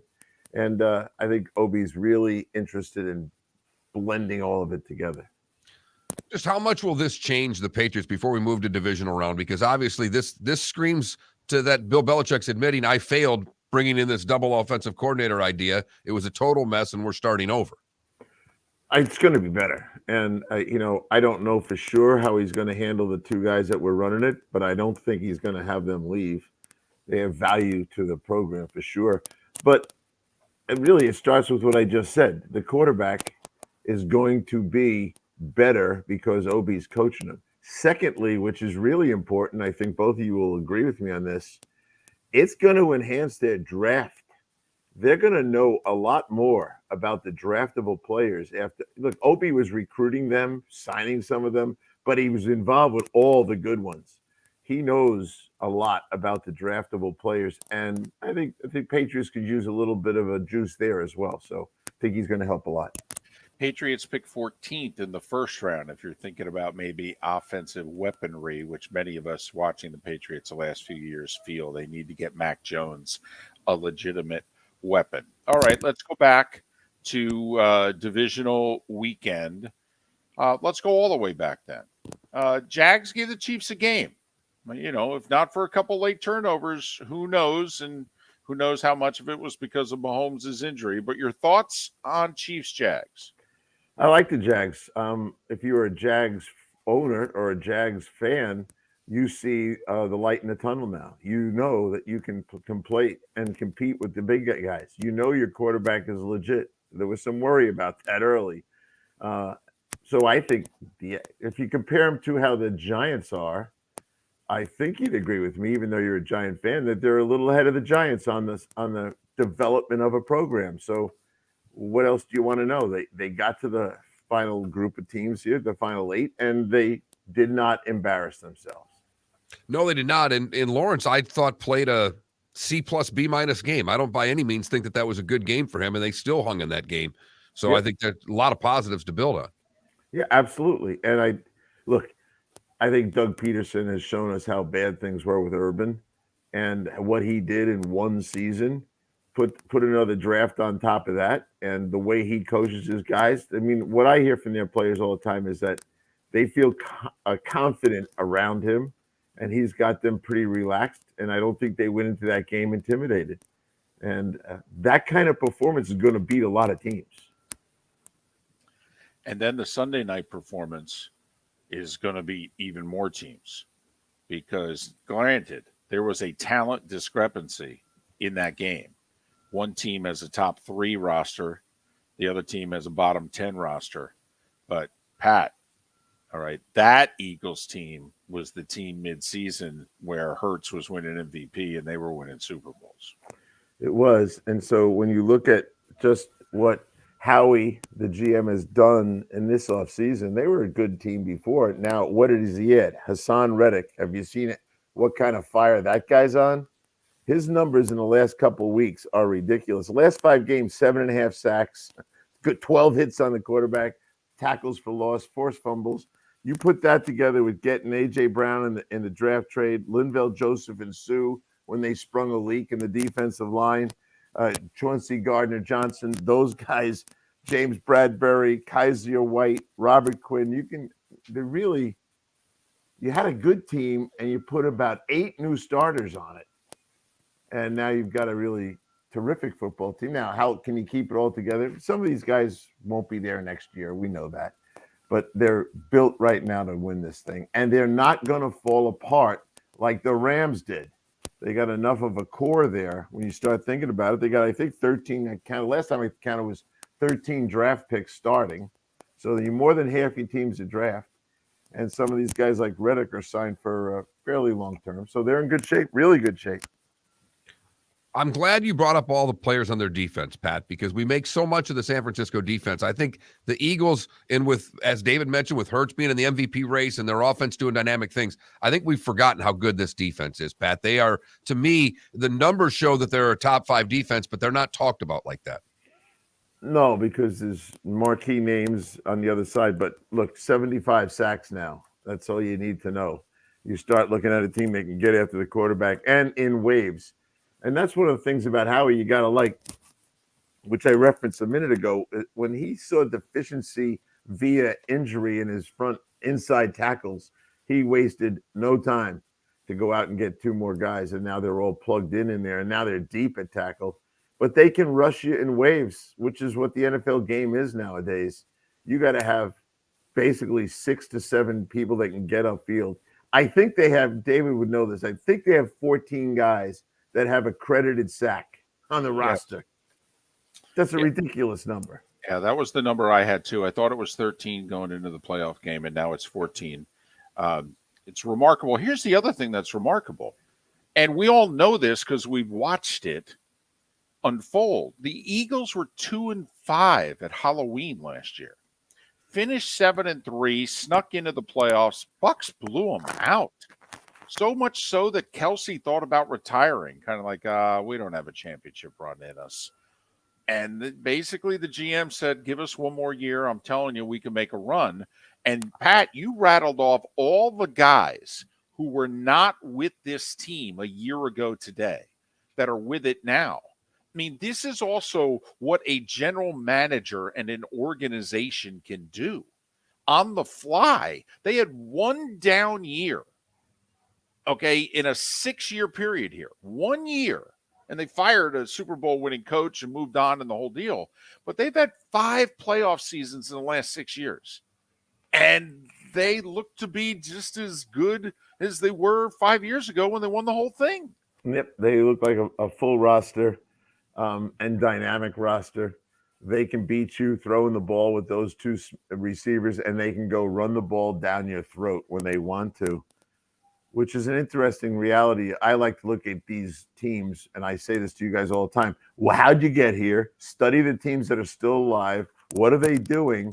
And when you start looking at that, these 4 teams that are left, and Philly's a big example of this, you start to realize, yeah, Hurts can throw the ball, Brown can catch, Smith can catch, the tight end. There was a period in this game the other day where I kept saying Goddard. It was just one after another, whether he was pulling and blocking or catching critical passes.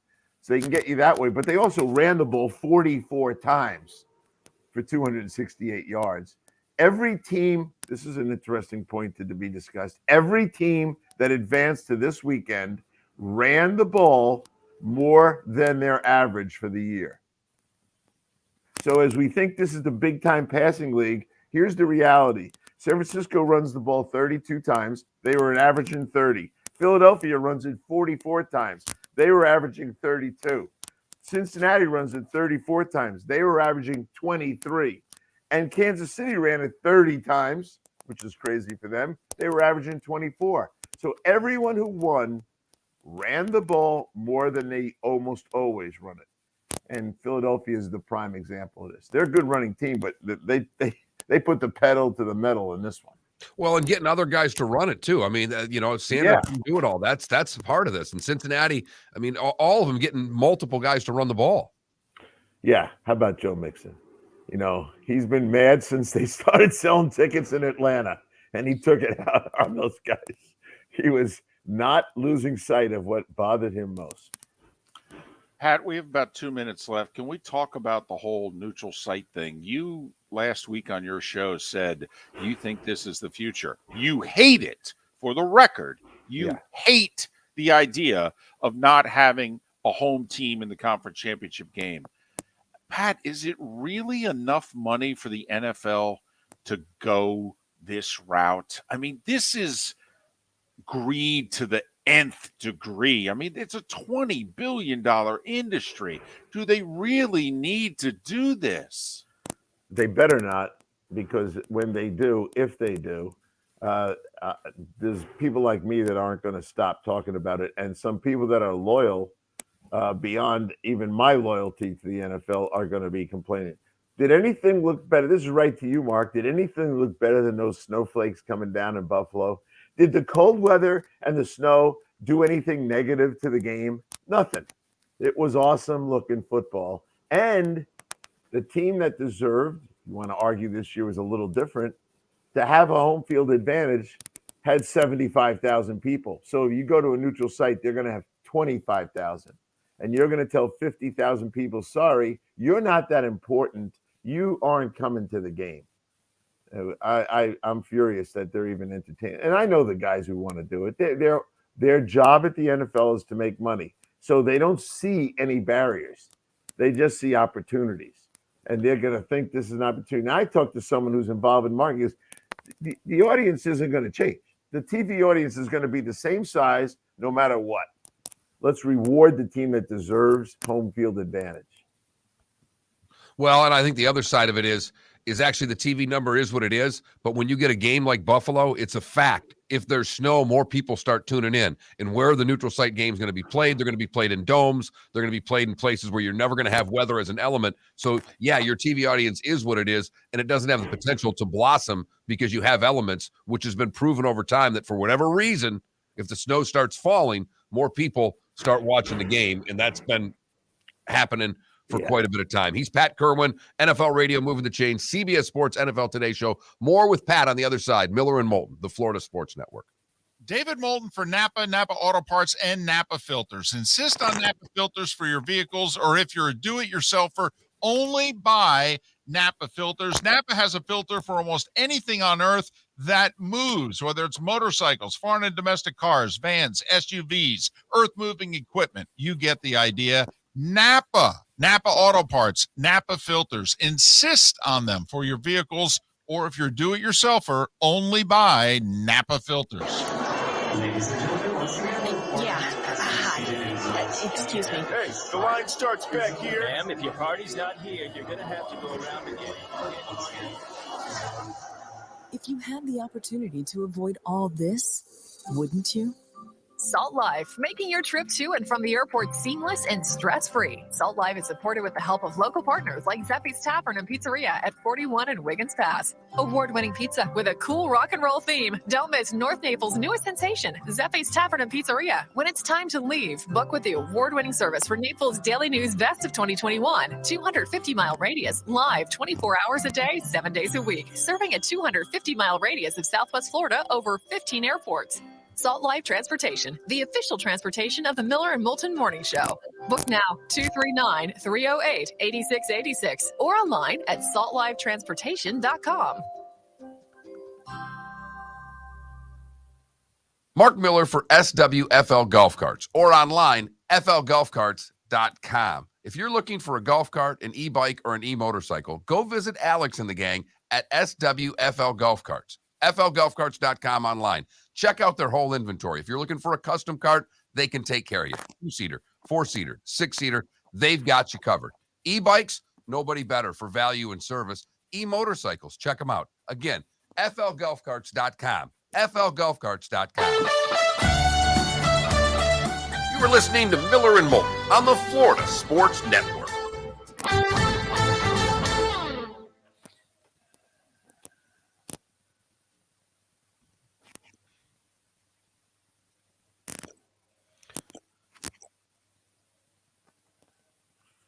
So, Pat, what are you? We're like 3 weeks from fishing season for you, right?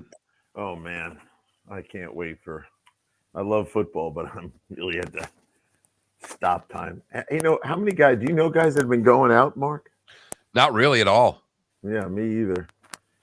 My buddy down there has gone out of Marco, but he said there's no one out there. Right. People that are going out are killing it. Lots of fat fish out there. Mm-hmm. Yep, I'm anxious. I think maybe I might rest for a week or two before I start that stuff, but just grind away here. I was praying, now, as much as I hate that neutral site thing, for a guy that has to go to Mobile the next morning, Atlanta was a good deal. I wouldn't say that on the air. I just had to stay with my agenda of hate. But right, that's you know what's right. That's something. So now Kansas City to Mobile, because it's easy to get anywhere from the Kansas City airport, Pat. Oh, right, yeah. You can't even get a cab there. We haven't had cab. I told you this last time. Where's the cab stand? We haven't had cabs here in 2 years. So what? That's the airport that looks like it closed and no one told anyone. You got that right. I hate that place. So when you have to fly back through Atlanta to get to Mobile? I had a couple choices, but they were and like I could have taken United to Houston and Houston over, which I would have preferred. But by the time the game got announced, as we knew we were going, that flight's because they got a little plane coming out of Kansas City, and that thing got sold out. So I got to go to Atlanta. I could have almost got on the American flight through Dallas, but it just worked out better with Delta. I got a radio show at 2:00 on Monday, and I'm going to get in now to Mobile at 1:00.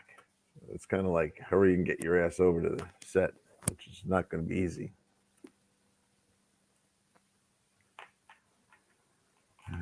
Yeah, it's all good.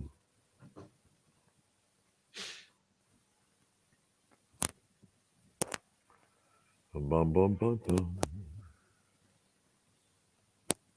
Well, they got the seeding right for the year, didn't they? Even with all the screw-ups. We have 2 1s, a 2, and a 3. Yeah.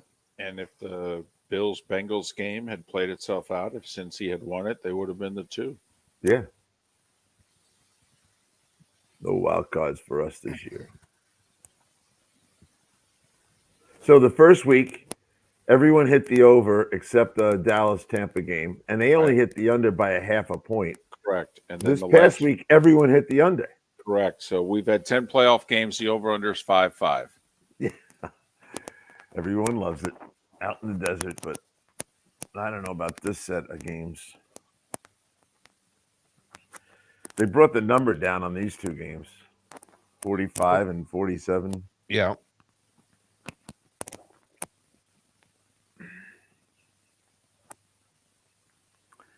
Man, Mahomes, Dr. Chow says, do you guys remember any quarterback who got a high ankle sprain that played the next week? David said Daniel Jones did earlier this year. Yeah. Maybe it's the degree of high ankle sprain, because I remember all the way back to Brunell, he missed 6 weeks, and every week they said he might play this week. Just needs his arm, Pat. Well, we're in the middle of, at least Cower and I this morning are talking about what limits are your offense. So he won't be under center, I can tell you that. I couldn't believe they actually had him under center for the snaps that they did after the injury. It was clear he couldn't move. Nope, and it just limits everything. So he'll be in shotgun. They'll blitz up the middle because he can't escape outside like he usually does. He can't even hand off the outside zone. Did you see him stumble? Yep. Hopping to get there. Yeah. And that's on adrenaline. He's not going to practice one snap all week. They can lie to us all they want. It's no way. Here we go.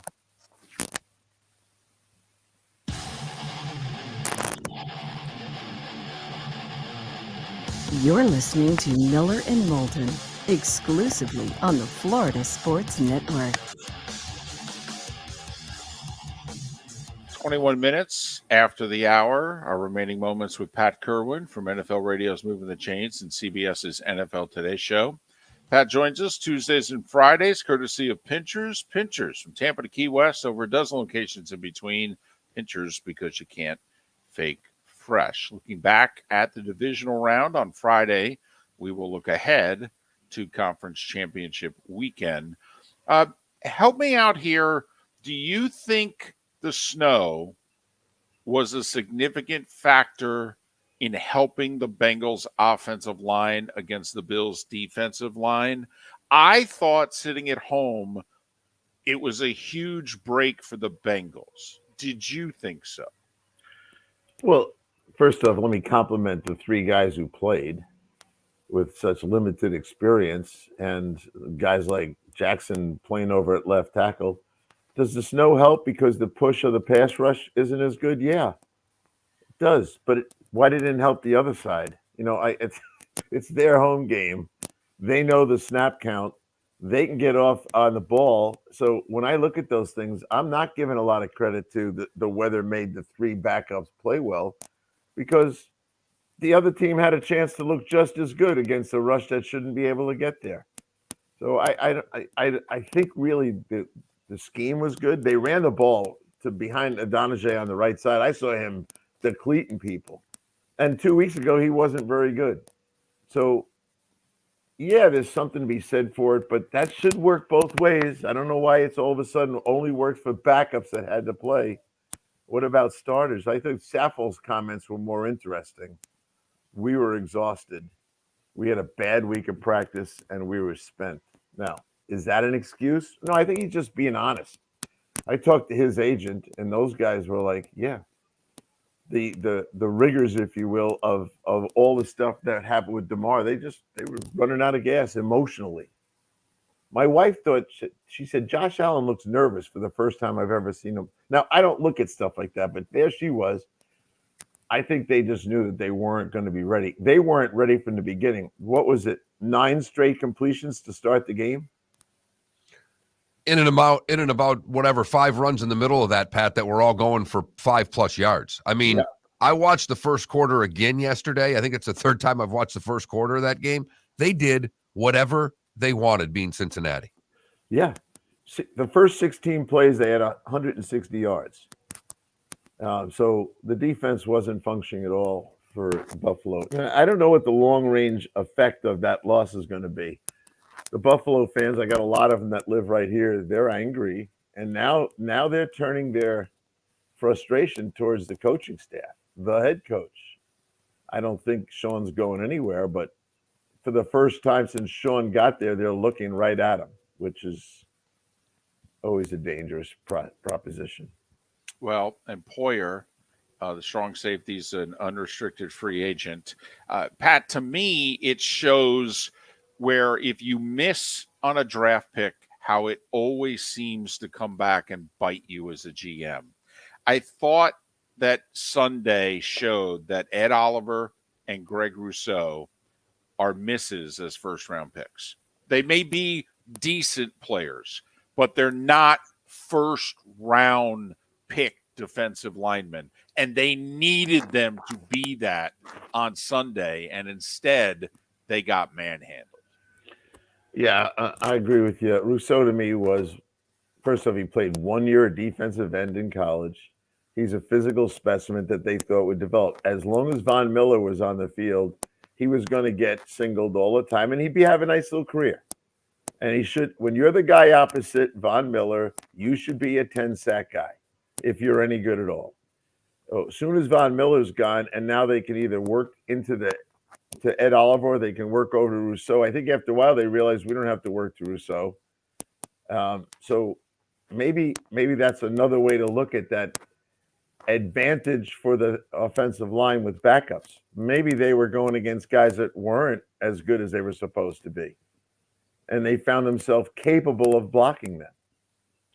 That's what it looked like to me. I mean, Jim likes Rousseau more than me. I like Rousseau, but we had a battle with the other kid that was at Miami that went to the Dolphins, and they're going to be 7.5, 8-sack guys if there's a big guy on the opposite side. Pat, what is it about the Cincinnati defense you like best right now? There's a lot of talk about what they've been doing, but what is it that you like best about the Bengals D? Lou Anarumo and his versatility and the way he's linked it all together. Anyone can have 20 different things. What he's done, and I got his secondary coach is a young guy that I had, and I know him from his college days. And I actually worked with him when he was 15 years old. But what they've done is figured out how to connect all the 2-man, 3-man, 4-man, 5-man rush all together in a language that they all understand how to do all of it, and they can handle a lot of things. Lou told me, and he was pretty honest with me about it, how he was going to handle a couple of things with athletic quarterbacks. It's going to look like a 5-man rush. Every so often it will be, but mostly it's a 3-man rush with everyone in the inside having a 2-way go, and then the 2 outside guys drop, sink, and wait and play the quarterback. And they used all that stuff. And I think he's really hard. And they always look so well prepared. And I would say and argue that sometimes you look at the group and think, how many really great players are in this group? What they have for the year, David? 30 sacks? Well, yeah. I mean, and when they lost Hendrickson, they went a whole stretch there where they couldn't get any pressure on the passer. Right. And they still figure out ways to win games, and they kind of hold down your point totals. I haven't checked it in a while, and I need to for this week, but I think they've got people under 20 points a game for the last 6 weeks or so. Pat, very quickly, because we have like 2 minutes left. If you're the Cowboys, I mean, you're probably going to lose Dan Quinn. He did a tremendous job the last 2 years. With where you are at the team and personnel, was this maybe their best shot for a little while? I mean, without Dan Quinn, I don't see how they're a better team next year. No, I agree with that. They still had a couple things to do, but it's 27 years now. I mean, America's team. Are we still saying that? I don't think I am. Yeah, I think it's not going forward. So maybe the window was there. And I guess it drags me right back to even asking Mark about, would you like Dak Prescott as your quarterback? Not me. I didn't before, though. I was not a Dak guy. I never have been. So you got to look at him now and say, is he good enough to take us to a Super Bowl? Well, if the supporting cast looked like the Baltimore Ravens back in 2000 when they got there with Trent Dilfer, maybe yes, but they are not going to have that. To David's point about just losing Dan Quinn, I don't care. They're going to replace him with someone who knows defense. But Dan figured out how to make this a great pass rush group, and be interested to see if they can sustain that. I'm not so sure they can. Quinn, by the way, a finalist in Arizona, Denver, and Indianapolis. And, one would think that he's going to get one of them. That's why the thought is that the Cowboys are going to lose Dan Quinn. I pray that he doesn't take at least two of those jobs. Well, you said it on this show. I would, if I was Sean Payton, I wouldn't take any of these jobs. Well, that's, we asked you to rank them. There were 5 available, and you were like, yeah, none of these interest me. So, no, and I know Danny well enough. He's a Hofstra guy like me. He followed after I left there. We've talked many times. He said, Dan, you got to look at this. You now are an experienced former head coach. You know what it takes. And make sure they check off every box before you get back in.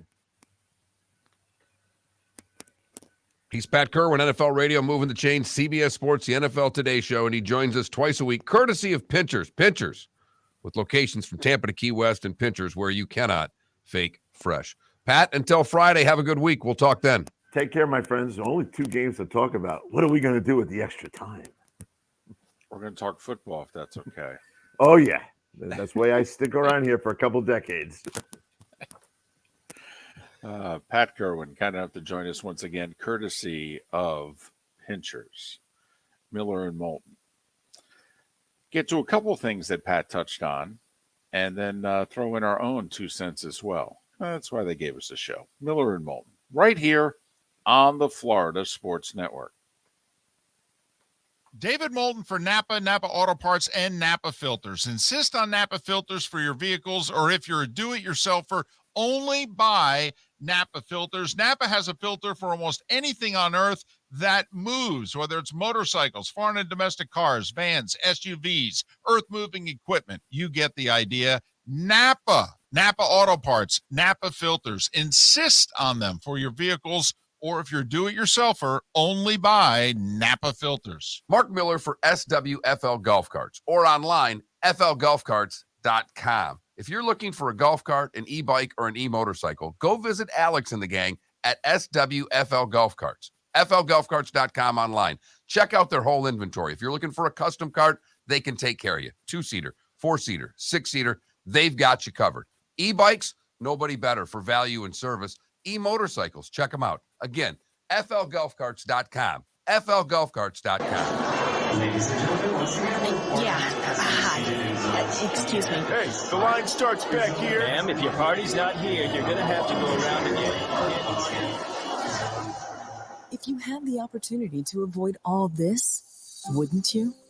Salt Life, making your trip to and from the airport seamless and stress-free. Salt Life is supported with the help of local partners like Zeffy's Tavern and Pizzeria at 41 and Wiggins Pass. Award-winning pizza with a cool rock and roll theme. Don't miss North Naples' newest sensation, Zeffy's Tavern and Pizzeria. When it's time to leave, book with the award-winning service for Naples Daily News Best of 2021. 250-mile radius, live 24 hours a day, 7 days a week. Serving a 250-mile radius of Southwest Florida over 15 airports. Salt Life Transportation, the official transportation of the Miller and Moulton Morning Show. Book now 239-308-8686 or online at saltlifetransportation.com.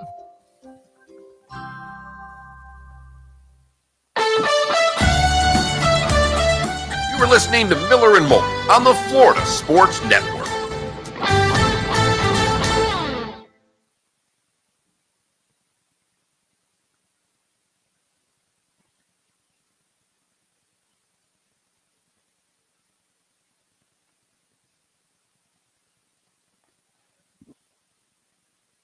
Tomorrow's our Oscar nominee show, right? Sure. We'll preview all the movies we've seen. Right.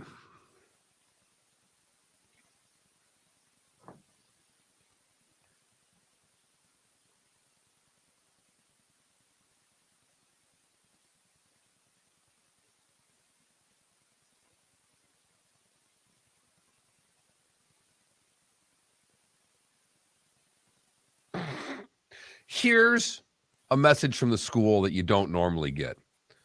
Just looked at my email. Important message. Please read. Good morning, all blank elementary school parents. Early this morning, we saw a bobcat on campus. All righty then. Right. We confirmed that the bobcat left our campus before students were dropped off, but we called FWC.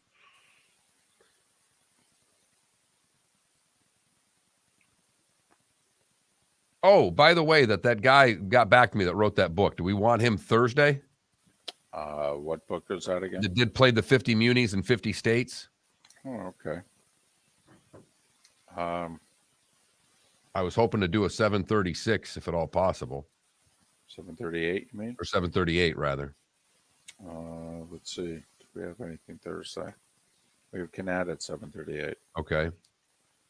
I want to do them at. Want to do them next Wednesday at 7:38? Or tomorrow if you can do it.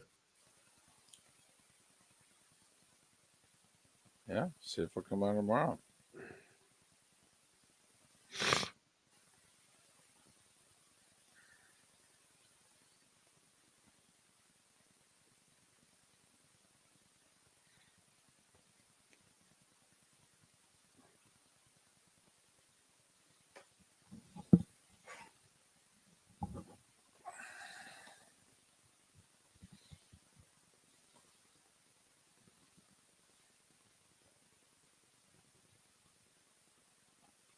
KW, it kind of happened in Detroit in, 82 when they had the big ice storm for the Super Bowl.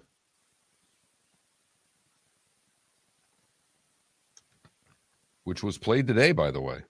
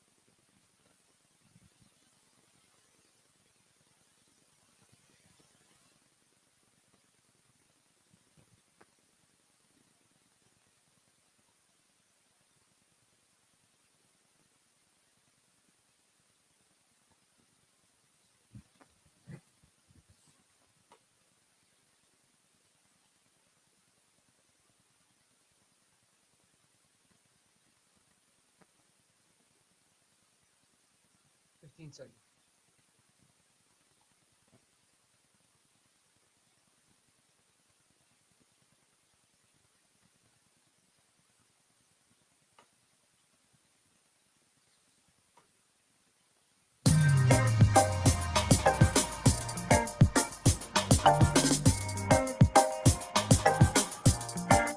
Welcome back to Miller and Moulton, only on the Florida Sports Network.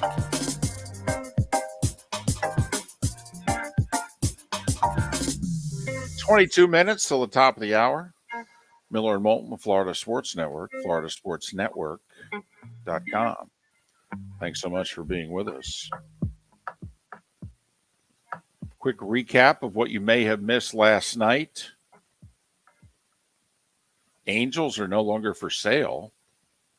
Don't know if that's going to impact whether or not they'd be willing to trade Ohtani during the season or not, but Artie Moreno took the Angels off the market. Braves broadcaster Chip Carey left them for the Cardinals.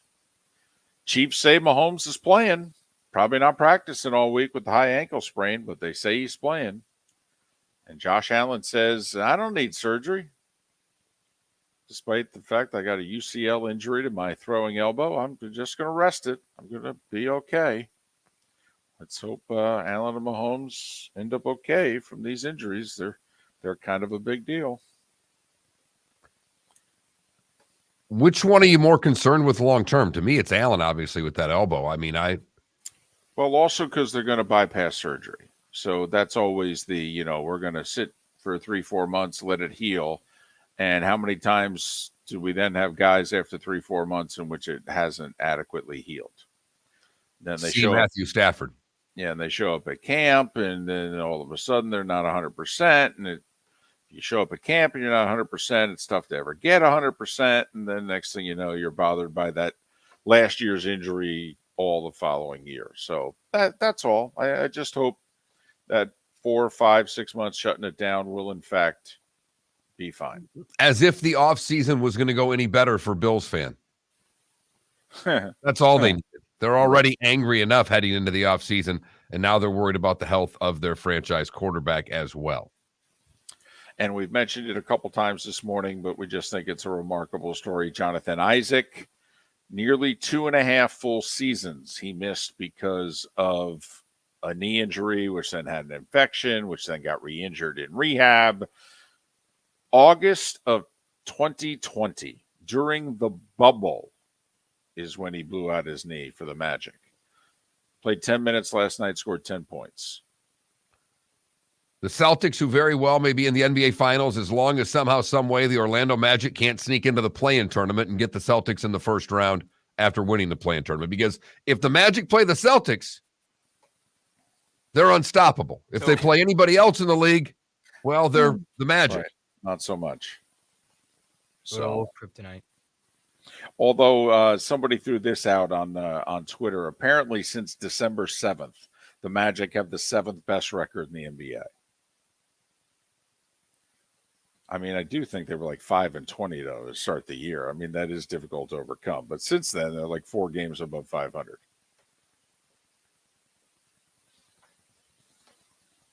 Hey, if you are a Magic fan, at least there's something there right now to look at and go, Felipe, you're the NBA guy. Do you look at that team and go, one more piece and they could be a playoff team next year? Well, are you saying one more piece through the draft, through free agency, or just one more piece in general? I think he asked you in general. I mean, maybe. They're young. They're young and deep. I'll say that. Well, they're very young. I think, Mark, that piece has to be a veteran player. They got to get somebody. They got to overpay for somebody, put him on that team, and he decides, you know what? We're going to do this together. I'm going to be the leader. Okay, we're going to do this together. Young guys follow me. That would be something to see the Orlando Magic get an older free agent that can play, because it doesn't. There's not many of them. Well, they don't ever get them. Which is funny, because if you go back a generation, that people wanted to go to Orlando before Miami.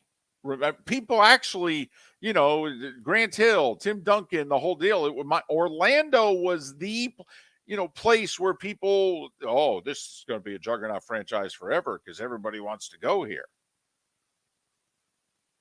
And, now it seems laughable a generation later. It's like, wait a minute, guys wanted to go to Orlando before they wanted to go to Miami? Yes. Horace Grant spent a chunk of his career in Orlando. Right. Left the Bulls with Michael for Orlando.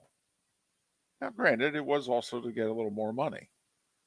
All right. But, of all the places he could have gone, he went to Orlando. Mark, one final thing for me anyway on this topic.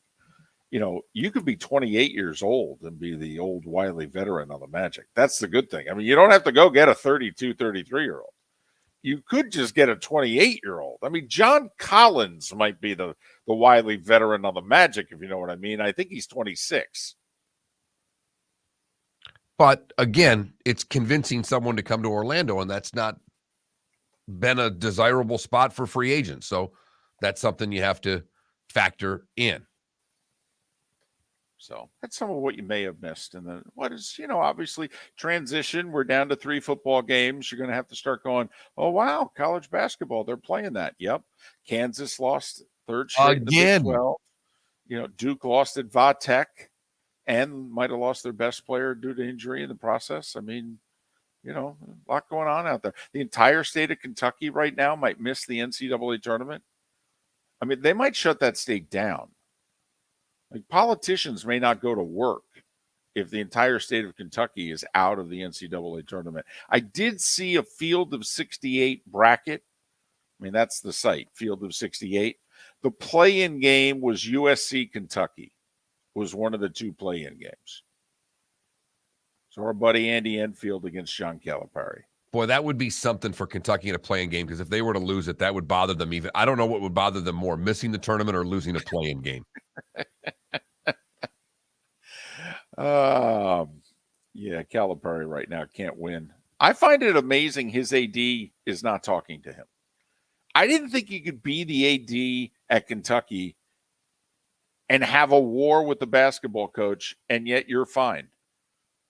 Like, I'm shocked, actually. John Cal has an interesting relationship with these Kentucky fans. I know, but here's the thing, though. The Kentucky fans ultimately want what's best for Kentucky men's basketball. All right? Apparently, Kentucky has a practice facility that's, it's okay. But, they want a state-of-the-art one, and it's apparently going to cost like $30 million. I don't know. Well, Calipari called all his NBA guys and said, hey, the AD doesn't want to give any money to this. And so they all went, yeah, sure, I'll give this. And so then Calipari came back and said, here's 30-something million committed from all these NBA guys. And the athletic department's like, no, we're good. No, you can just keep practicing in that thing you keep practicing in. John's like, hold on, it's not going to cost us a dime. No, it's fine. We'll get back to you. Now, see, that's the part where I don't understand how Kentucky Nation, they may, even if you're sick of Calipari, it's like, build the damn thing. Then you can get rid of him. Right. Isn't that how this works? Right. So, anyway. Miller and Moulton.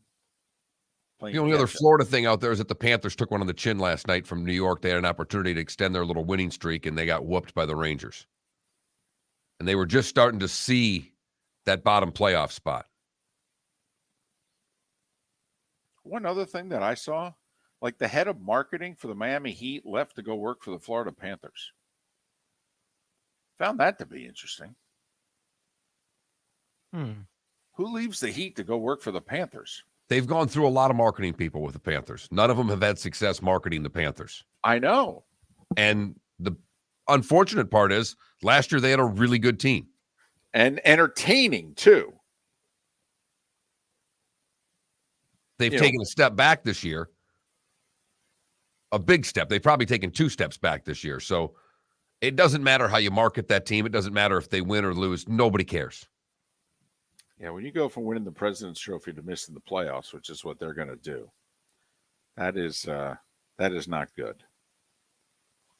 Just had Pat Kirwan on. All right, talking some NFL. Do you think, by the way, that the Cowboys have kind of peaked for a couple years here, or do you just think that no, they'll be right back in the same spot next year? Gut feeling. Well, I think they'll be in a similar spot next year, but here's the first thing you have to say. Are they as good as Philadelphia? And I don't think they are. And I don't know.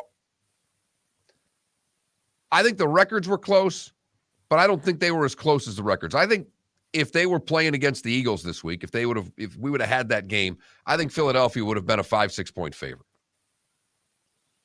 And as it is, they're a 2-point favorite, I believe, against the Niners. Money coming in on the Bengals. Opened at like 1.5, and money's coming in on Cincinnati. I've actually seen a place where Cincy's now a 1-point favorite. Does that surprise you all that much? It is Kansas City at home. With a banged-up Mahomes, and Cincinnati's beat him 3 times in a row. I know, but see, a part of me is kind of like, really? Are the Bengals going to beat them again? I mean, sweeping the Chiefs in the same year?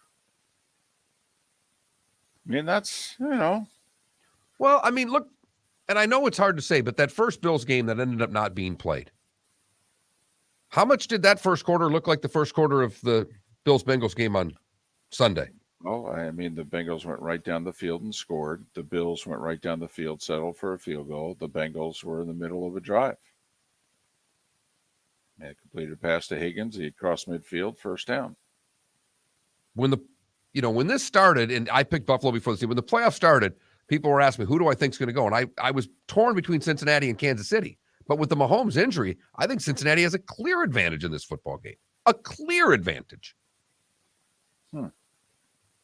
A guy whose mobility is everything. His elusiveness in the pocket, the way he avoids the rush, the way he skips out and makes all of these dynamic plays, I don't think he's going to be able to make them. How can that not be a monstrous deal in this game? When everybody that gets a high ankle sprain is missing 4 weeks and he's going to play the next week, it is a monstrous deal, and I don't think we're going to make enough of it just yet. I also don't think people are making enough of. I don't think the Bengals offensive line with 3 backups is going to perform nearly as effectively against Kansas City's front as they did against Buffalo's front. I mean, Buffalo didn't have a defensive lineman that you had to double team. Kansas City does. All right. I think Kansas City's D-line is going to cause problems here. I think this game could be a lot lower scoring than people think. That normally you go, oh, wow, Chiefs, Bengals, and you're thinking 34-30 or something like that. To me, this could be first one to 24 wins. And that's what Vegas is telling us, because both of these games are in the 40s, 45.5 for Eagles and Niners and 46.5 for Chiefs, Bengals. So basically Vegas is saying these games are 24-21, 24-23, right. Those type of games.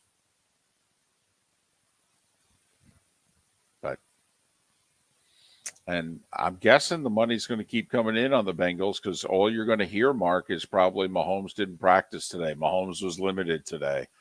So in theory, more and more money will keep coming in on the Bengals. So if you want Kansas City, wait it out.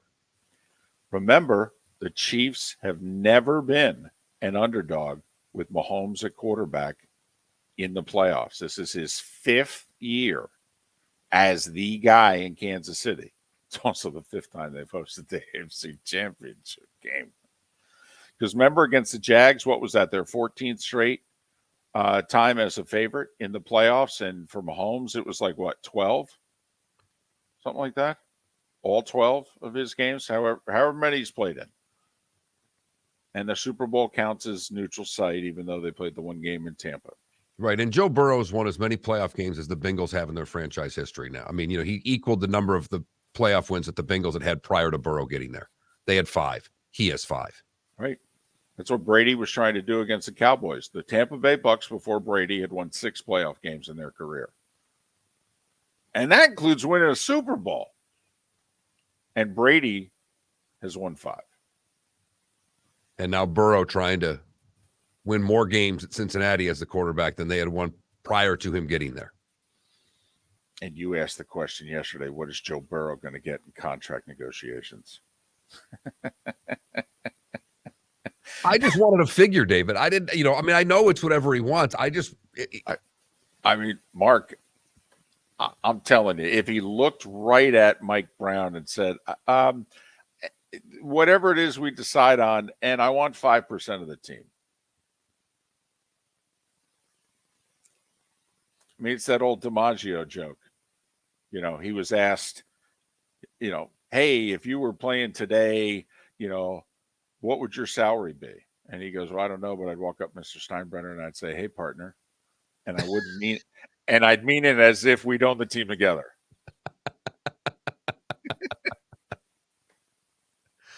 Maybe that's what we'll get to with Joe Burrow in the Cincinnati Bengals. Miller and Moulton. Miss any of the show? Download it at floridasportsnetwork.com. Thanks for listening right here on the Florida Sports Network. Yeah. Hi. Excuse me. Hey, the line starts back here.